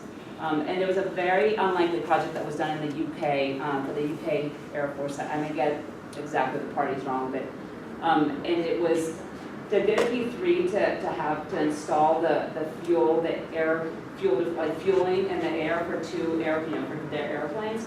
And so, other than if they were able to secure the equipment and the installation and everything to the aircraft, that part was, I wouldn't say easy, but once it was done, and it was technically correct, it was done. And then the operations of it actually that they could fuel plane to plane in the air was actually the more complicated. So on the construction phase, it was fairly easy, or it was less risky, and the operations phase was a little more risky. So there are very few, and so most of the time you're going to be looking at the construction phase being much more risky, or being the higher risk one. This is just you'll kind of the process that you would follow. You would look at construction phase, and the analysis is generally the same whether you're looking at a demand risk project or an availability payment structure. Generally, the difference would be that normally your demand risk structures don't have a termination payment. At least for the 4G here, which are the iniciativas privadas, they're a demand risk, just traffic risk, they do have a termination payment, right? So you wouldn't make a difference here. But so the construction phase, you would use like one model and then or one methodology. And then for the operations phase, you should really separate it out into two different methodologies.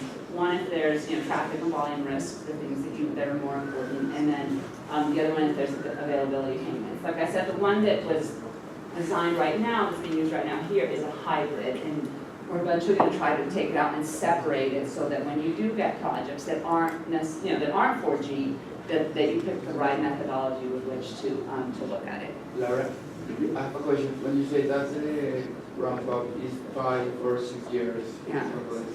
is it for greenfield projects or? Yes, I'm sorry, it is for greenfield projects. Yes, that is a good point. For brownfield projects, I think it depends, because you may have a brownfield project that is going to take a toll road that's never been tolled, and now you're going to make it better, expand it, make it longer, and the people that take that road are now going to be tolled, right? So there's still, it's still a road that existed, but there is a new, you don't have any data on whether people, how much people are willing to pay or are they able to pay. So then you would have a shorter time period because there's already an existing asset and it's the way people take to work, you know, but there would be a shorter period. But I would still say about, you know, at least 3 years. I would say 1 to 3 years. I mean, I don't know if at least, maybe that was wrong, I would say up to, but it also depends on the project. I'm sure you did. Yeah, the brownfields, if they're stabilized, and usually they're stabilized, there shouldn't be any ramp up at all. But we've seen ramp ups in, like, or we built ramp ups into like the congestion pricing ones and then some other brownfields in Mexico we built. Yeah. In Mexico we built ramp ups into it because it's the tolling was new. Yeah, So- tolling is new, anything that's new, you know, your high occupancy rate, HOV lanes, these are new. All that was being told, that aspect is new. Yeah, but it's much shorter. I mean, I certainly wouldn't think that it would go, that 1 year would give you enough data, but certainly by, not at least, but by 2 to 3 years, it should be much shorter. That was for Greenfield, I didn't make that. And then, there's, you know, in any time we look at these, there's gonna be, say, there's 6 factors in here, right? You're gonna assign a weight to them, but there's gonna be factors that are maybe so important and so key that you don't wanna put them in a scale where you're gonna only assign them maybe 10 or 15% because they're so important. Like one of them being like the credit quality of the government that's gonna be paying your availability payment, right? You don't want that to count 5% because really it counts 100%, right? That's the quality of the money that's going into the project. So we'll look at those. And then I guess the last here, the last one would be like you pick the one that's the lowest. All right, so here's my other construction bit. It says, tell me you kept a box of the receipt. You know, I mean, once you go down the construction path, you really can't, you know, it's very hard to return it, right? You're not going to repackage it and send it back to Amazon. So as a lender, like, you know, there's a lot, obviously, of risks, and we looked at them, Sarita pointed them out in the last slide of her presentation. But really, you're looking at, you know, your risks, where are the delays? You know, and if there are delays, is there compensation events? Is there liquidity during the time that there are delays? And are they sufficient to meet the obligations prior to when the project is to begin operations and receiving revenue? So you're concerned at looking, again, at delays and compensation, whether it's time or money. Because your debt service may come due before they get to operations if there are delays. And so this is also like Sarita talked about the long stop day. So first you have a substantial completion day, which is the day you said, you know, we're going to get to substantial completion, be able to start operations. This long stop date is about 12 months after the substantial completion date. And that is the time that if you don't complete the project, there will be a default and a termination. But your debt service, some portion of debt service could start right after the substantial completion date. So if there are delays, what is the kind of liquidity that you have available in the structure to be able to start paying that debt service until the project opens? Let's say it is going to make it before long stop date, and so how do you know, how does it pay debt service because there's still no revenue coming in?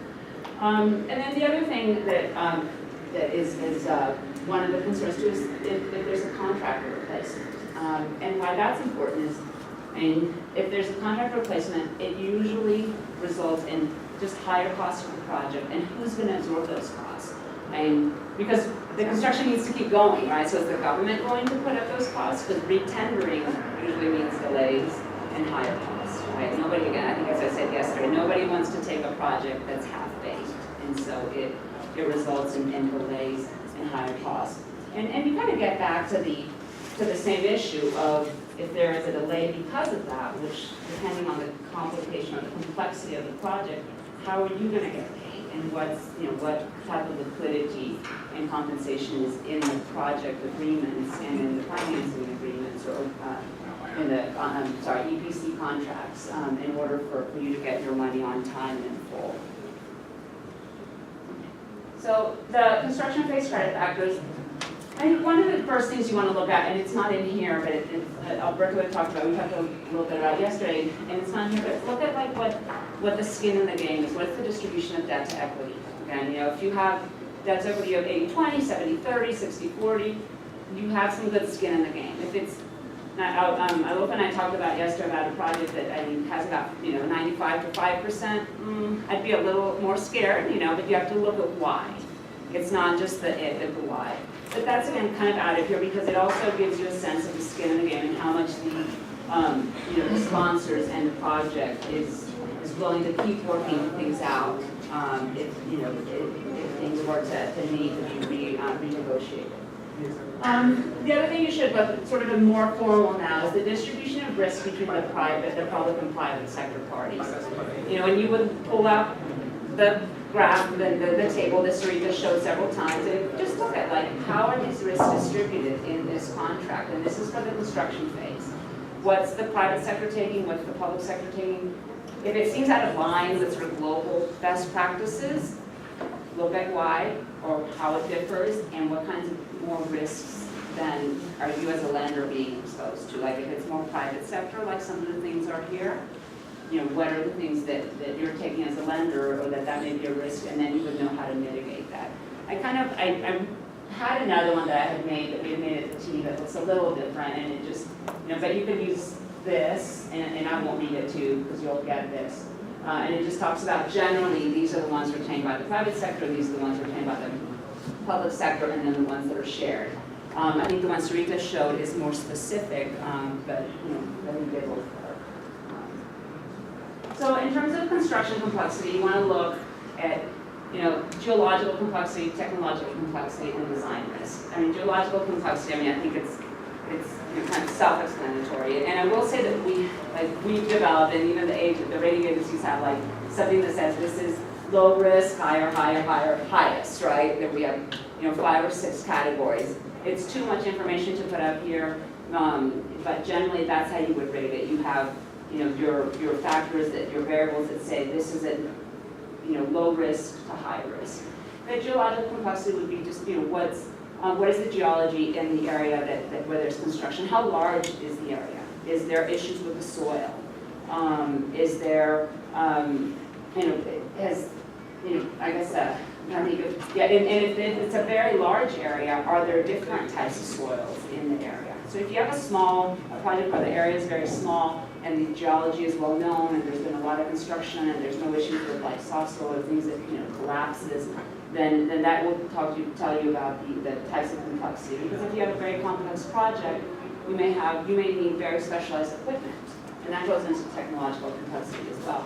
But if you need very specialized equipment, what happens if that equipment breaks down? Doesn't mean you can't get another one, but it means time, right? And time means money, right? So you look, and again, that goes along with technological complexity. If you're just building a road from A to B, it may not be very complex. If you're going through the mountains and building tunnels, more complex. But if you get so technology also, if you look at has it ever been done before? Is it something that's been done before or not? If there's and then specialized equipment that needs to be brought in, and there's 2 of those in the world, then what are the risks again of time delays and money if it's very complex? And I think these kind of go along with design risk. Design risk is really the risk too of how difficult is the design if there are other technological and geological issues. The design risk also has to do with how far along the project is when, at the different stages. Is it, when they went to bid, was the design risk at stage 1, stage 2, stage 3, and because that also tells you about what's the risk that there may be changes in design. And I think in the US, the design is very far along when the project goes out to bid, and that is all the responsibility of the government. But that doesn't happen in other jurisdictions, especially in emerging economies. The design would be stage 1, and then when they go to bid, and then you have that year, say going to before you have to go to financial close with the procuring authority, and if the design isn't very far along when you are starting to incur all costs and looking at your other risks, then there's going to be more changes along the way. So the less design, the less the design is developed at the up front, the more that you're going to have. And this isn't, as a whole, design risk doesn't play a huge part in terms of the weighing, but it is something to be considered within the complexity of the construction. I think we've talked a lot about land acquisition and expropriation risk, and that's a very big deal here because of the way that it's structured. I think the way that it's structured, the 4G projects, speaking about 4G, is that a lot of it is on the developer, right? And then at some point the cost is on procuring authority, on ANI. But again, it needs time. If the land hasn't been acquired by the time you get the bid, or by the time you go to financial close, it's time. And then you have the issue here with, not here, but in a lot of places, with the protected communities. If some community goes and plops itself down where you need to dredge for the port, or something, it's time, right? It's time and money. So those are all risks that you take. And so the things that you look at there is like, what's the experience in those areas? Are there communities in these regions that have, that could pose potential risks? And those types of, from sort of low risk to high risk that would indicate that. And environmental risk is the risk that you're going to encounter environmental issues and then licensing and permitting. So again, if you have an area where the area is very, there's been an environmental assessment and it's fully complete, or you know that it's not going, there's a good probability that there's been so much done there already that it's not environmental issues, that's on the low end. On the high end would be something that's completely unknown, right? Or an area that, I don't know if you're doing something underwater. I don't know what's, like, I know there's a project at Rio Magdalena. I don't know if there's protected species right there that, that would have to be, that would come up as an environmental risk or some other type of thing. So you really look at what is the knowledge about the risk, and then what's the permitting process and the licensing and how long those things take. So, because that all really goes again to, can you keep your construction schedule? And then, you want to know a lot about who your contractor is and your contractor experience and their financial strength. Back there was, we redid the methodologies just when I was at the rating agency, and the first methodology that was done about 07, like you could almost just, you wouldn't even have to look at the methodology, you just say like, what's the contractor rated, and sort of go up or down from there. And basically it all rested on the contractor. And a lot of it does rest on the contractor. That I think that's evolved, and I think there's a lot of other things that you should incorporate, besides just the contractor experience and financial strength and credit quality. But it does really rely on who's doing your work, right? A lot of these things, right? How they do it too, and how they are able to manage it depends on who the contractor is. So you look at contractor experience, not just general experience, but do they have experience in the region that the project is in? Do they have experience in the jurisdiction? And I mean, here you have a lot of Colombian companies, but you have a lot of companies coming in from a lot of different places. So they may have a lot of experience somewhere else, but should they be partnering with companies that know Colombia, right, and know and have experience here? Also, if they have experience working in the jurisdiction, so they know how to get licenses, get permits, who to talk to, sort of know their way around, or find some way to get that. And if it's a consortium, you really look at how they worked together before. And I know it seems, again, very fluffy and kind of light, but have they worked together before? Have there been issues? What's their experience? Have they been able to do projects before? And you may not encounter a lot of that here because there's, a lot of new parties from all over the world working with local contractors, and so you may not see a lot of projects that have contractors that have worked elsewhere. But in the U.S., I mean, that's very important, especially in really big projects, is have they had experience working together before in this type of project. And then as either a company or a consortium, what's the risk management policy? Not just in your project, but as a construction company. How do they manage risk? Do they have the right kind of insurance? Do they hedge, prices for materials? Are they very conservative? Are they very aggressive? And if they're somewhere in between, what is it? Where are the holes that they would need to cover in terms of, again, insurance or other types of risks that they may not be covering, just in terms of their own covering themselves against like subcontracts. If you look at their subcontracts, are they covering themselves sufficiently, so if something goes wrong with the subcontract, the effect is on the subcontractor and not on the contractor. And then the financial strength, and the financial strength that is of the contractor, so that they can, you can look at what's their financial capacity to do what they say they're going to do. How you get the information on financial strength is that you actually have to do a credit risk analysis on the company itself. So you have to kind of take it out of here, do a credit analysis on the company itself, and then kind of insert that back in here. But you would look at it like you would look at any, corporate that you were looking at. What their business is, their backlog, look at their debt ratios, and ability to repay debt, and really a track record at completing projects on time and within budget. And this is really important, because if you have a party that doesn't have the flexibility to manage the issues and the cost differences, just even if they have to manage it temporarily in construction, then your project could suffer, even though the project is salvageable. Like, you may be able to save it, but if the contractor behind it doesn't have good financial strength, then you may not be able to do that.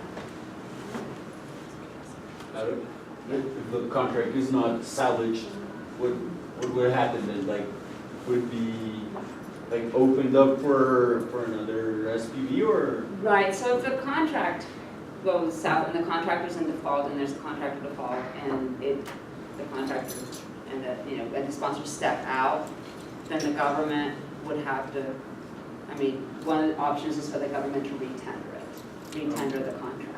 So I have not actually seen that situation. I don't know if you've been in a situation where they've had to retender, but there have been situations in Europe, and there's been one in Canada where they've had to retender. It's very difficult to retender, so it becomes very expensive for the government, and it becomes, and you have to remember, mostly, it becomes very expensive because you have an availability payment scheme. The government still has a termination payment, right? If you have a demand risk scheme, there's going to be a default somewhere, right? But that's not on the government, but the government still has to take a project that's now defunct and sell it to a new party, right? So I think it's a very big cost for the government, and it smells very, unstable for the project. I think that's a lot of the worry these days with some of the Brazilian companies, right? The Brazilian companies, some of them are still able to construct, but they're caught up in, the scandals, and just, a lot of them are in oil and gas, and that was one of their big, subsidiaries. And so there is some question as to whether those companies have financial strength to carry out the contracts that they did. But it just becomes a very expensive and very, not very attractive project for anybody, unless they make a lot of money, and then there's, something for the back of the government. I've got a question about the pre-construction phase.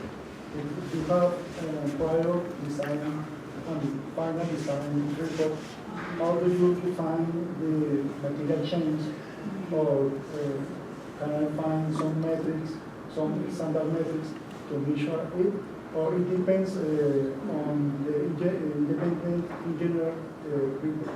Yeah, I think your best guidance is the independent engineering report, but it also has to do with maybe with timing, right? If you get, if your preliminary design report was very early on, and then the other, your final design report is later, but it's still within time that, early enough that it's not going to result in all these design changes during the process, then, and I think it also depends on the timing of it, right? But I think your best, for a project, your best guidance is the lender's technical advisor report, or the independent engineer that's working for the lenders. You're the engineer. Let me add to that. So the design intent is first set by the government. The developer can only provide innovative options on top of what the government wants. So government engineers actually have to do some design work. It depends how much, but they have to set some loads for the bridge, the navigational heights, the access roads, everything. What kind of bridge structure do they want? They do sufficient design first. Then they, in the bidding process, they ask for innovation from the bidders. That would then lower the cost, right? But before the bid is submitted, but while the developer is working on the proposal, they have to work with the government constantly to make sure that that is approved. That innovative approach is approved before they submit, so that there are no surprises. So the government actually retains the ultimate responsibility for how this should come. Because there's aesthetic considerations, there's a lot of considerations that they're responsible for. It's like, road may not be an aesthetic consideration, but a bridge is. So there are many other assets like airports, very big issue, reputational issue for a government. So they will hold the power on design, ultimate say on the design.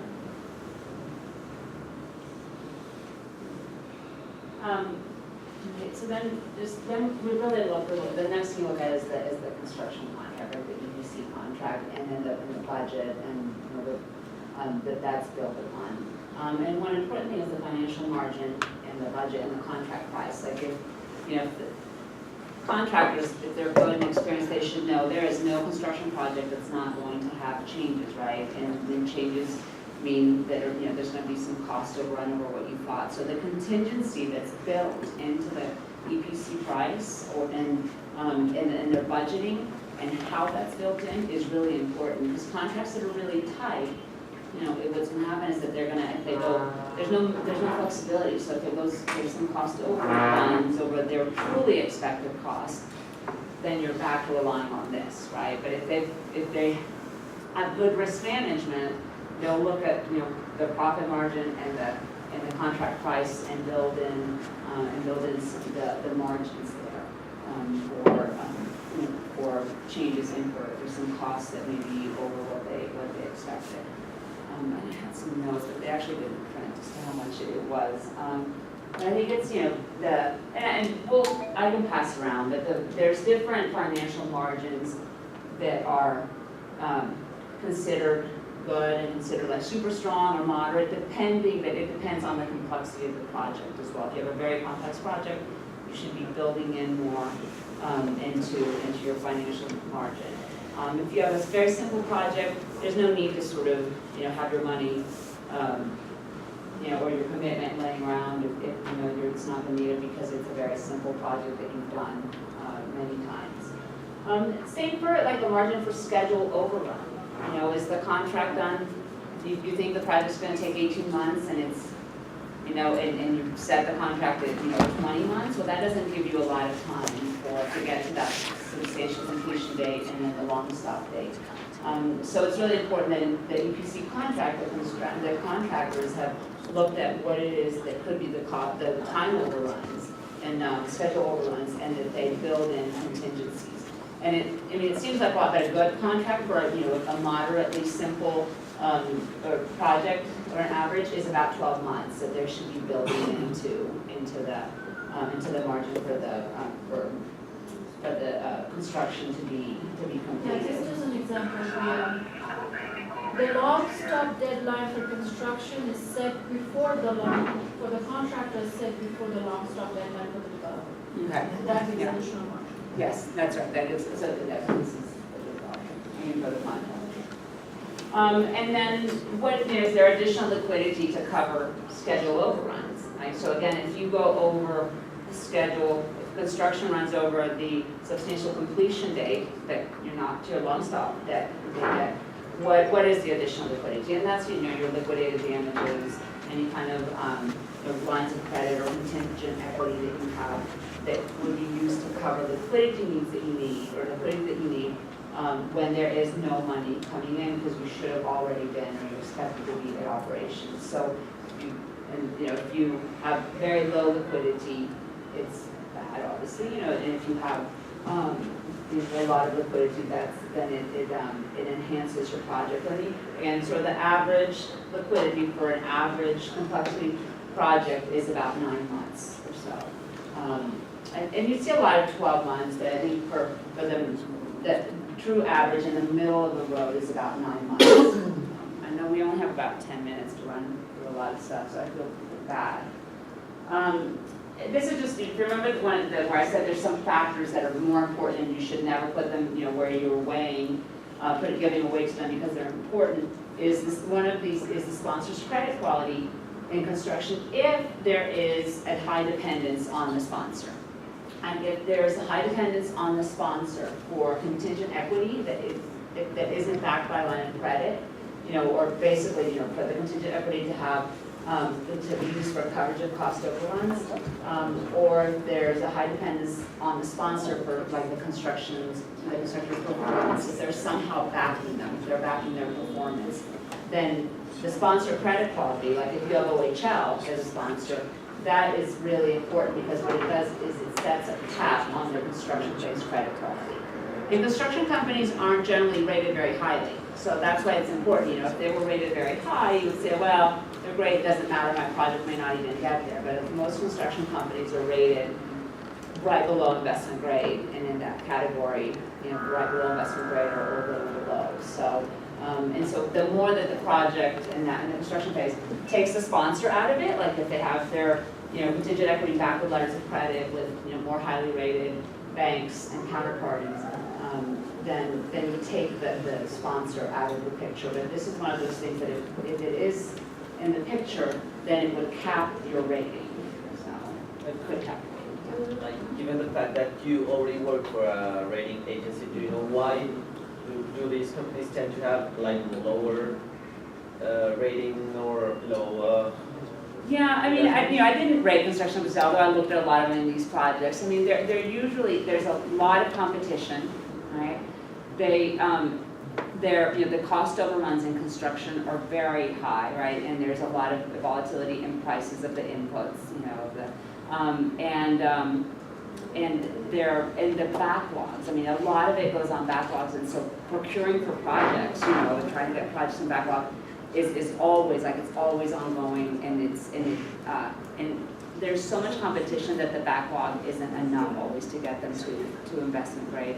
But I can give you, you can probably pull it up because I saw you looking at some movie stuff today, but the construction company methodology, because we have it, but it does speak to that they're generally weak because of the competition. And a lot of these, it doesn't have to be, but a lot of these were in Spain, right? And so that really went bad for them.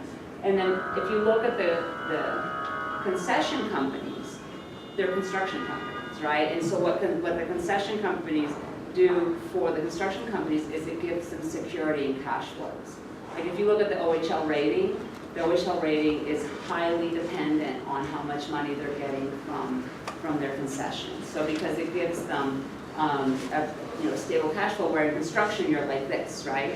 And so that's part of why the credit quality is lower, is because you have these spikes. And so it's not consistent because of the price, because of your backlog in your construction contracts. And so it has to do with the volatility. So I won't make it in 6 minutes. This is just like you can either pay by Easy Pass, by cash, or by a riddle, which I have acertijos. You as lenders will not get paid if people are going through the riddle line. Okay. So in the operation phase, basically, you're worried about really is there going to be enough money for me? And it's really like liquidity, right? Net revenue, but it's really about liquidity. And the projects that have defaulted is liquidity. And the reasons for liquidity are, could vary, but it is liquidity. There isn't enough cash flow at some point in time that is long enough that they use their debt service reserve fund, contingent equity, whatever it may be, they eat through their cash, and there isn't sufficient liquidity. So this is, I said it earlier, but in the operations phase, you really should look at 2 different models or methodologies for whether you have true availability payment structure or a true demand risk structure. And so if you have availability payments, and again, by availability payments, it's what you guys refer to as vigencias cumplidas, where the operator is getting paid, or once you get to operations, you're getting paid for delivering, for making the asset, whatever it is, available for use under certain requirements, right? So what you have to look at is what's the complexity of operations. So we talked about this a little bit when Rita was talking. Right? Are they very complex or are they easy? Like a toll road should be pretty easy. like a hospital where you have to where the equipment and equipment maintenance is included in the project is very difficult. Any kind of military type of projects, which they do obviously in the UK, are very difficult. And then you look at the different operational responsibilities. So it's called soft facilities management, is where you do food service, clean, security, and like laundry. Clean is pretty easy. Security depends on, you know, on the type of security that you are providing if you're an operator.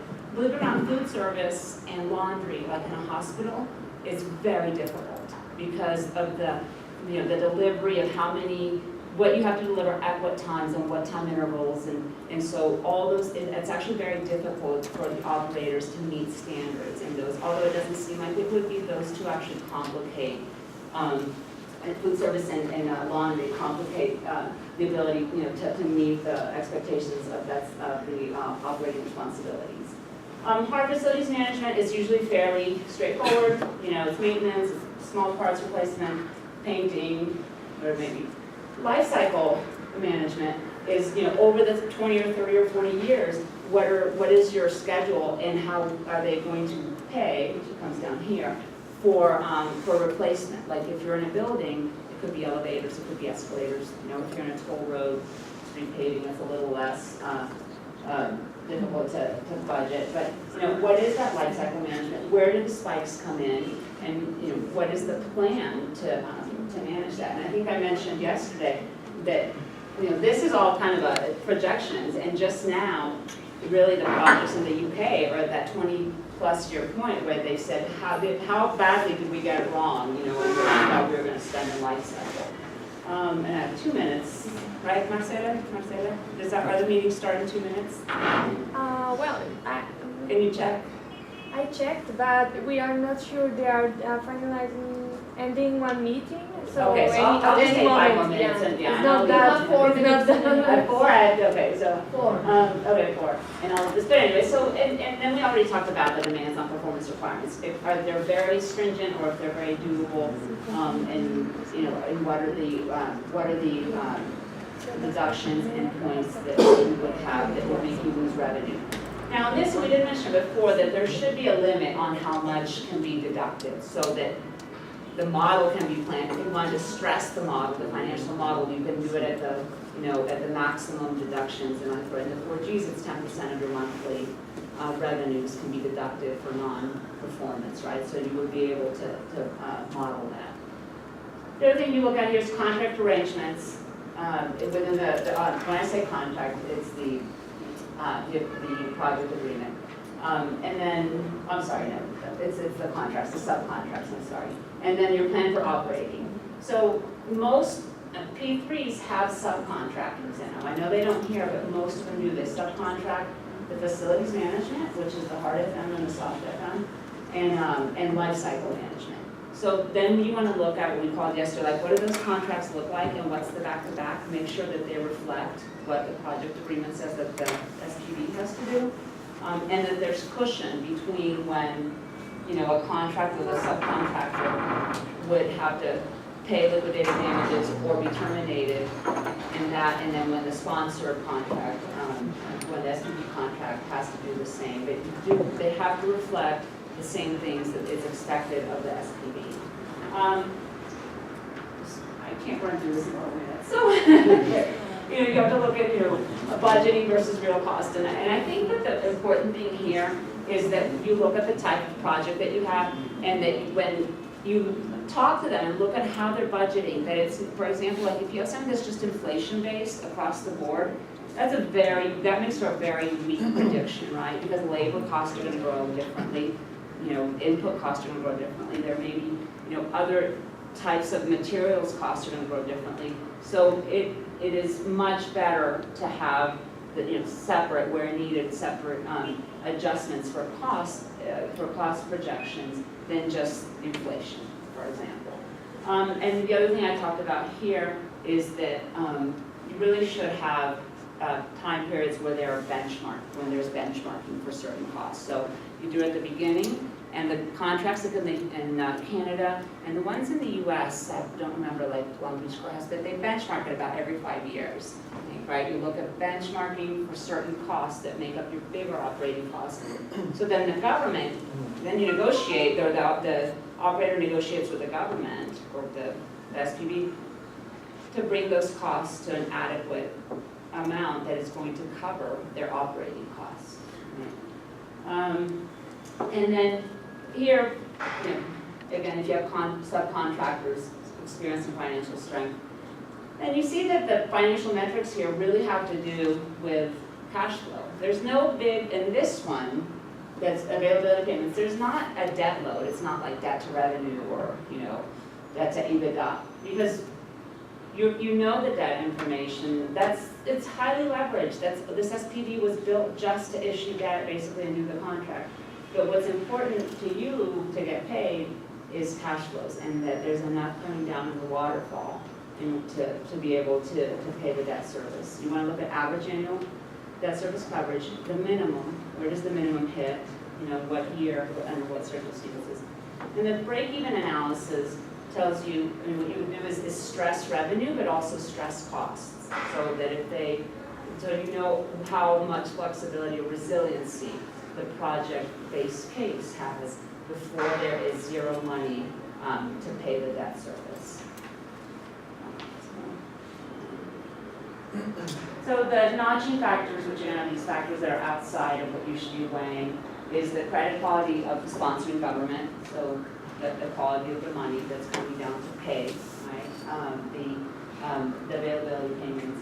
And again, what's the liquidity available to carry the project? I think through college or something. I think I missed the word. But you know, does it have debt service reserve funds, major maintenance reserve funds, operating reserve funds? You know, does it have lines of liquidity?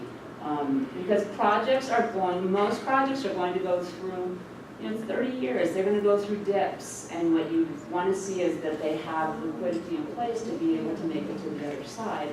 Because it becomes, you know, a project that isn't making money, you know, could spiral, or it could take 6 months to recover.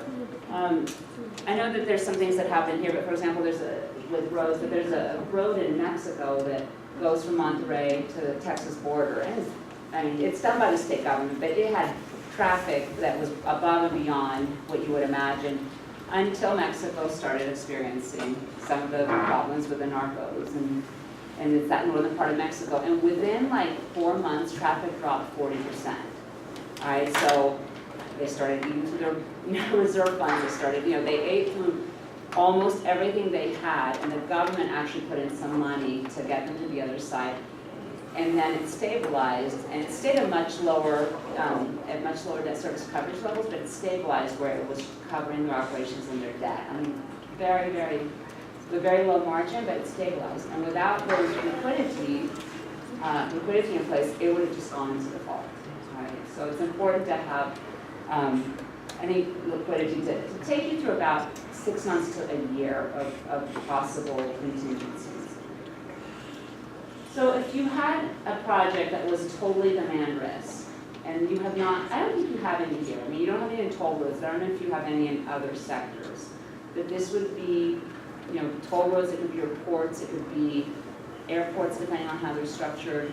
If there's oil and gas that's actually, you know, being paid on volumes, then that would be the kind of project that you would look at in the demand risk structure. And these are actually better if you have one for every single sector, but you may not have one. But the things you would look at depending on the sector is, you know, the type of asset, location, where it's located. Is it out in the middle of nowhere, or is it in a city? You know, what's the service area? Is it a poor region, or is it, you know, a cosmopolitan, sort of a metropolitan area where there are, you know, where income is sort of at the average and people will be paid for the service. So what's the expected market share of that project, so if, you know, within the location of where they are? And I think this diversity and consistency of customer base is really important. Like for a road, what's really important if you look at is how is it being used? Is it a commuter road? If it's a commuter road, you can expect it to be much more stable than, say, if it's a road that leads to a vacation area, which there are lots of toll roads. A lot of the ones in Chile lead to vacation areas. So, you know, is it something that people use daily, or is it something that could waver a lot with the economy? And then competition. Sometimes there's restrictions that by the, built into the contracts that there can be no other competitive asset that does the same thing built. A lot of times there's not. For example, in Mexico, for every toll road, by law, there has to be a free road right next to it. Now, some of the free roads are in really bad shape, so you're willing to pay to be on the good road. But in some areas, the municipalities fix the road and, mess with the toll road. So, and one of the things I heard here, which I thought was sort of interesting, and I know it's availability based, but I know, that there was somebody mentioned that, the road, the 4G road that goes along the Rio Magdalena, and I don't know if it's one or two, would that be impacted by the Rio Magdalena project, right? Because now maybe you might have a lot of trucking going up and down the road, but if the Rio Magdalena navigation project goes through, maybe a lot of commerce will go by barge, and then you'll have some competition, or some of the traffic will be taken away from the road. So it doesn't always have to be the same kind of asset. And then, again, I'm not going to go into this, you can look at this, but you need to look at your certainty of revenues, the ability of your concessionaire to increase revenues. I think you mentioned it yesterday, increase tolls or tariffs according to their needs to be able to operate in that service. And then these are some of the things that you're not going to know. So what are, because they're unexpected events. In the contracts, what is the protection or exposure to external events? And I just do this because you have events that could happen that could be low probability, high impact, or any combination of these. And so the things that you really, if you're somewhere in here, it's safer. If you're in here, you need to look at what kinds of protections you need to build into the financial structure to protect yourself from those types of external events. It could be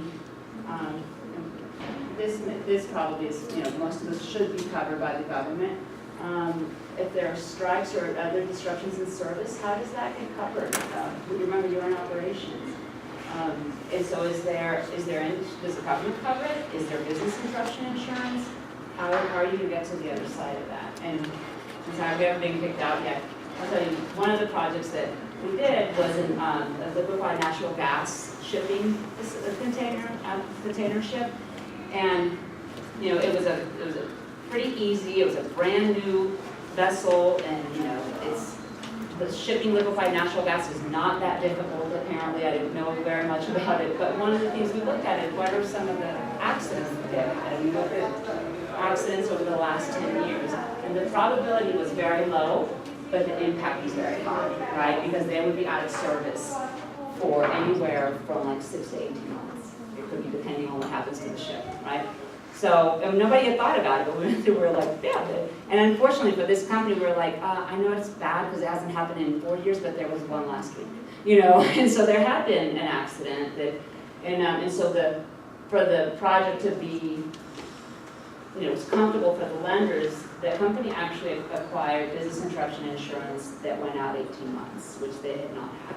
Right, so that means if your vessel is out of commission for 18 months, the business interruption insurance would cover your costs, your revenues, and then you'd be able to pay that service. So, and then here, because it is demand-driven, the financial metrics are very, very important, right? And so you have financial metrics that have to do with debt load. You have financial metrics that have to do with ability to pay debt in terms of your debt service coverage ratios, cash interest coverage, your break-even analysis. And then your retained cash flow is, after you pay, if there's a dividend distribution, after you've gone through everything, what is the cash flow that you have, if you have anything left to pay for CapEx? Or if not, are you going to have to, do you have a major maintenance reserve fund for CapEx? And if not, how is the project going to be able to pay for CapEx? Because it will need long-term CapEx. So I don't have enough time to kind of go through all this, but depending on the type of project that you're looking at, there's different financial metrics that are important. And maybe this chart, I'll leave that to you guys. I think that's actually it, because we don't have, and that's because my son swims, I'm sorry. So swim the 205 will be fun. He put it up there. This is not meant for you to see.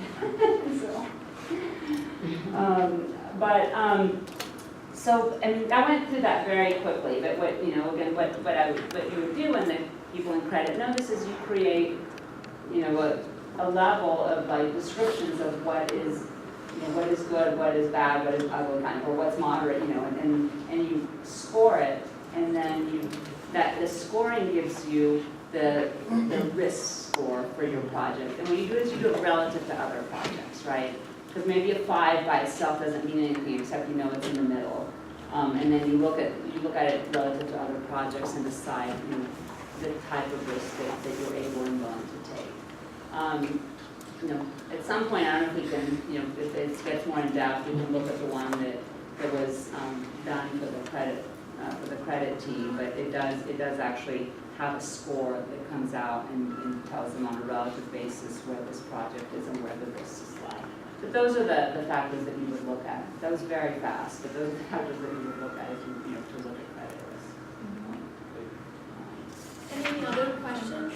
I think we're excited that we're finished everything. I just went through that so fast, so I know it was like much, but that's okay. We got this cut a little I short. think we took a lot on our agenda in order to make it comprehensive, but there's only so much that you can communicate in a certain amount of time.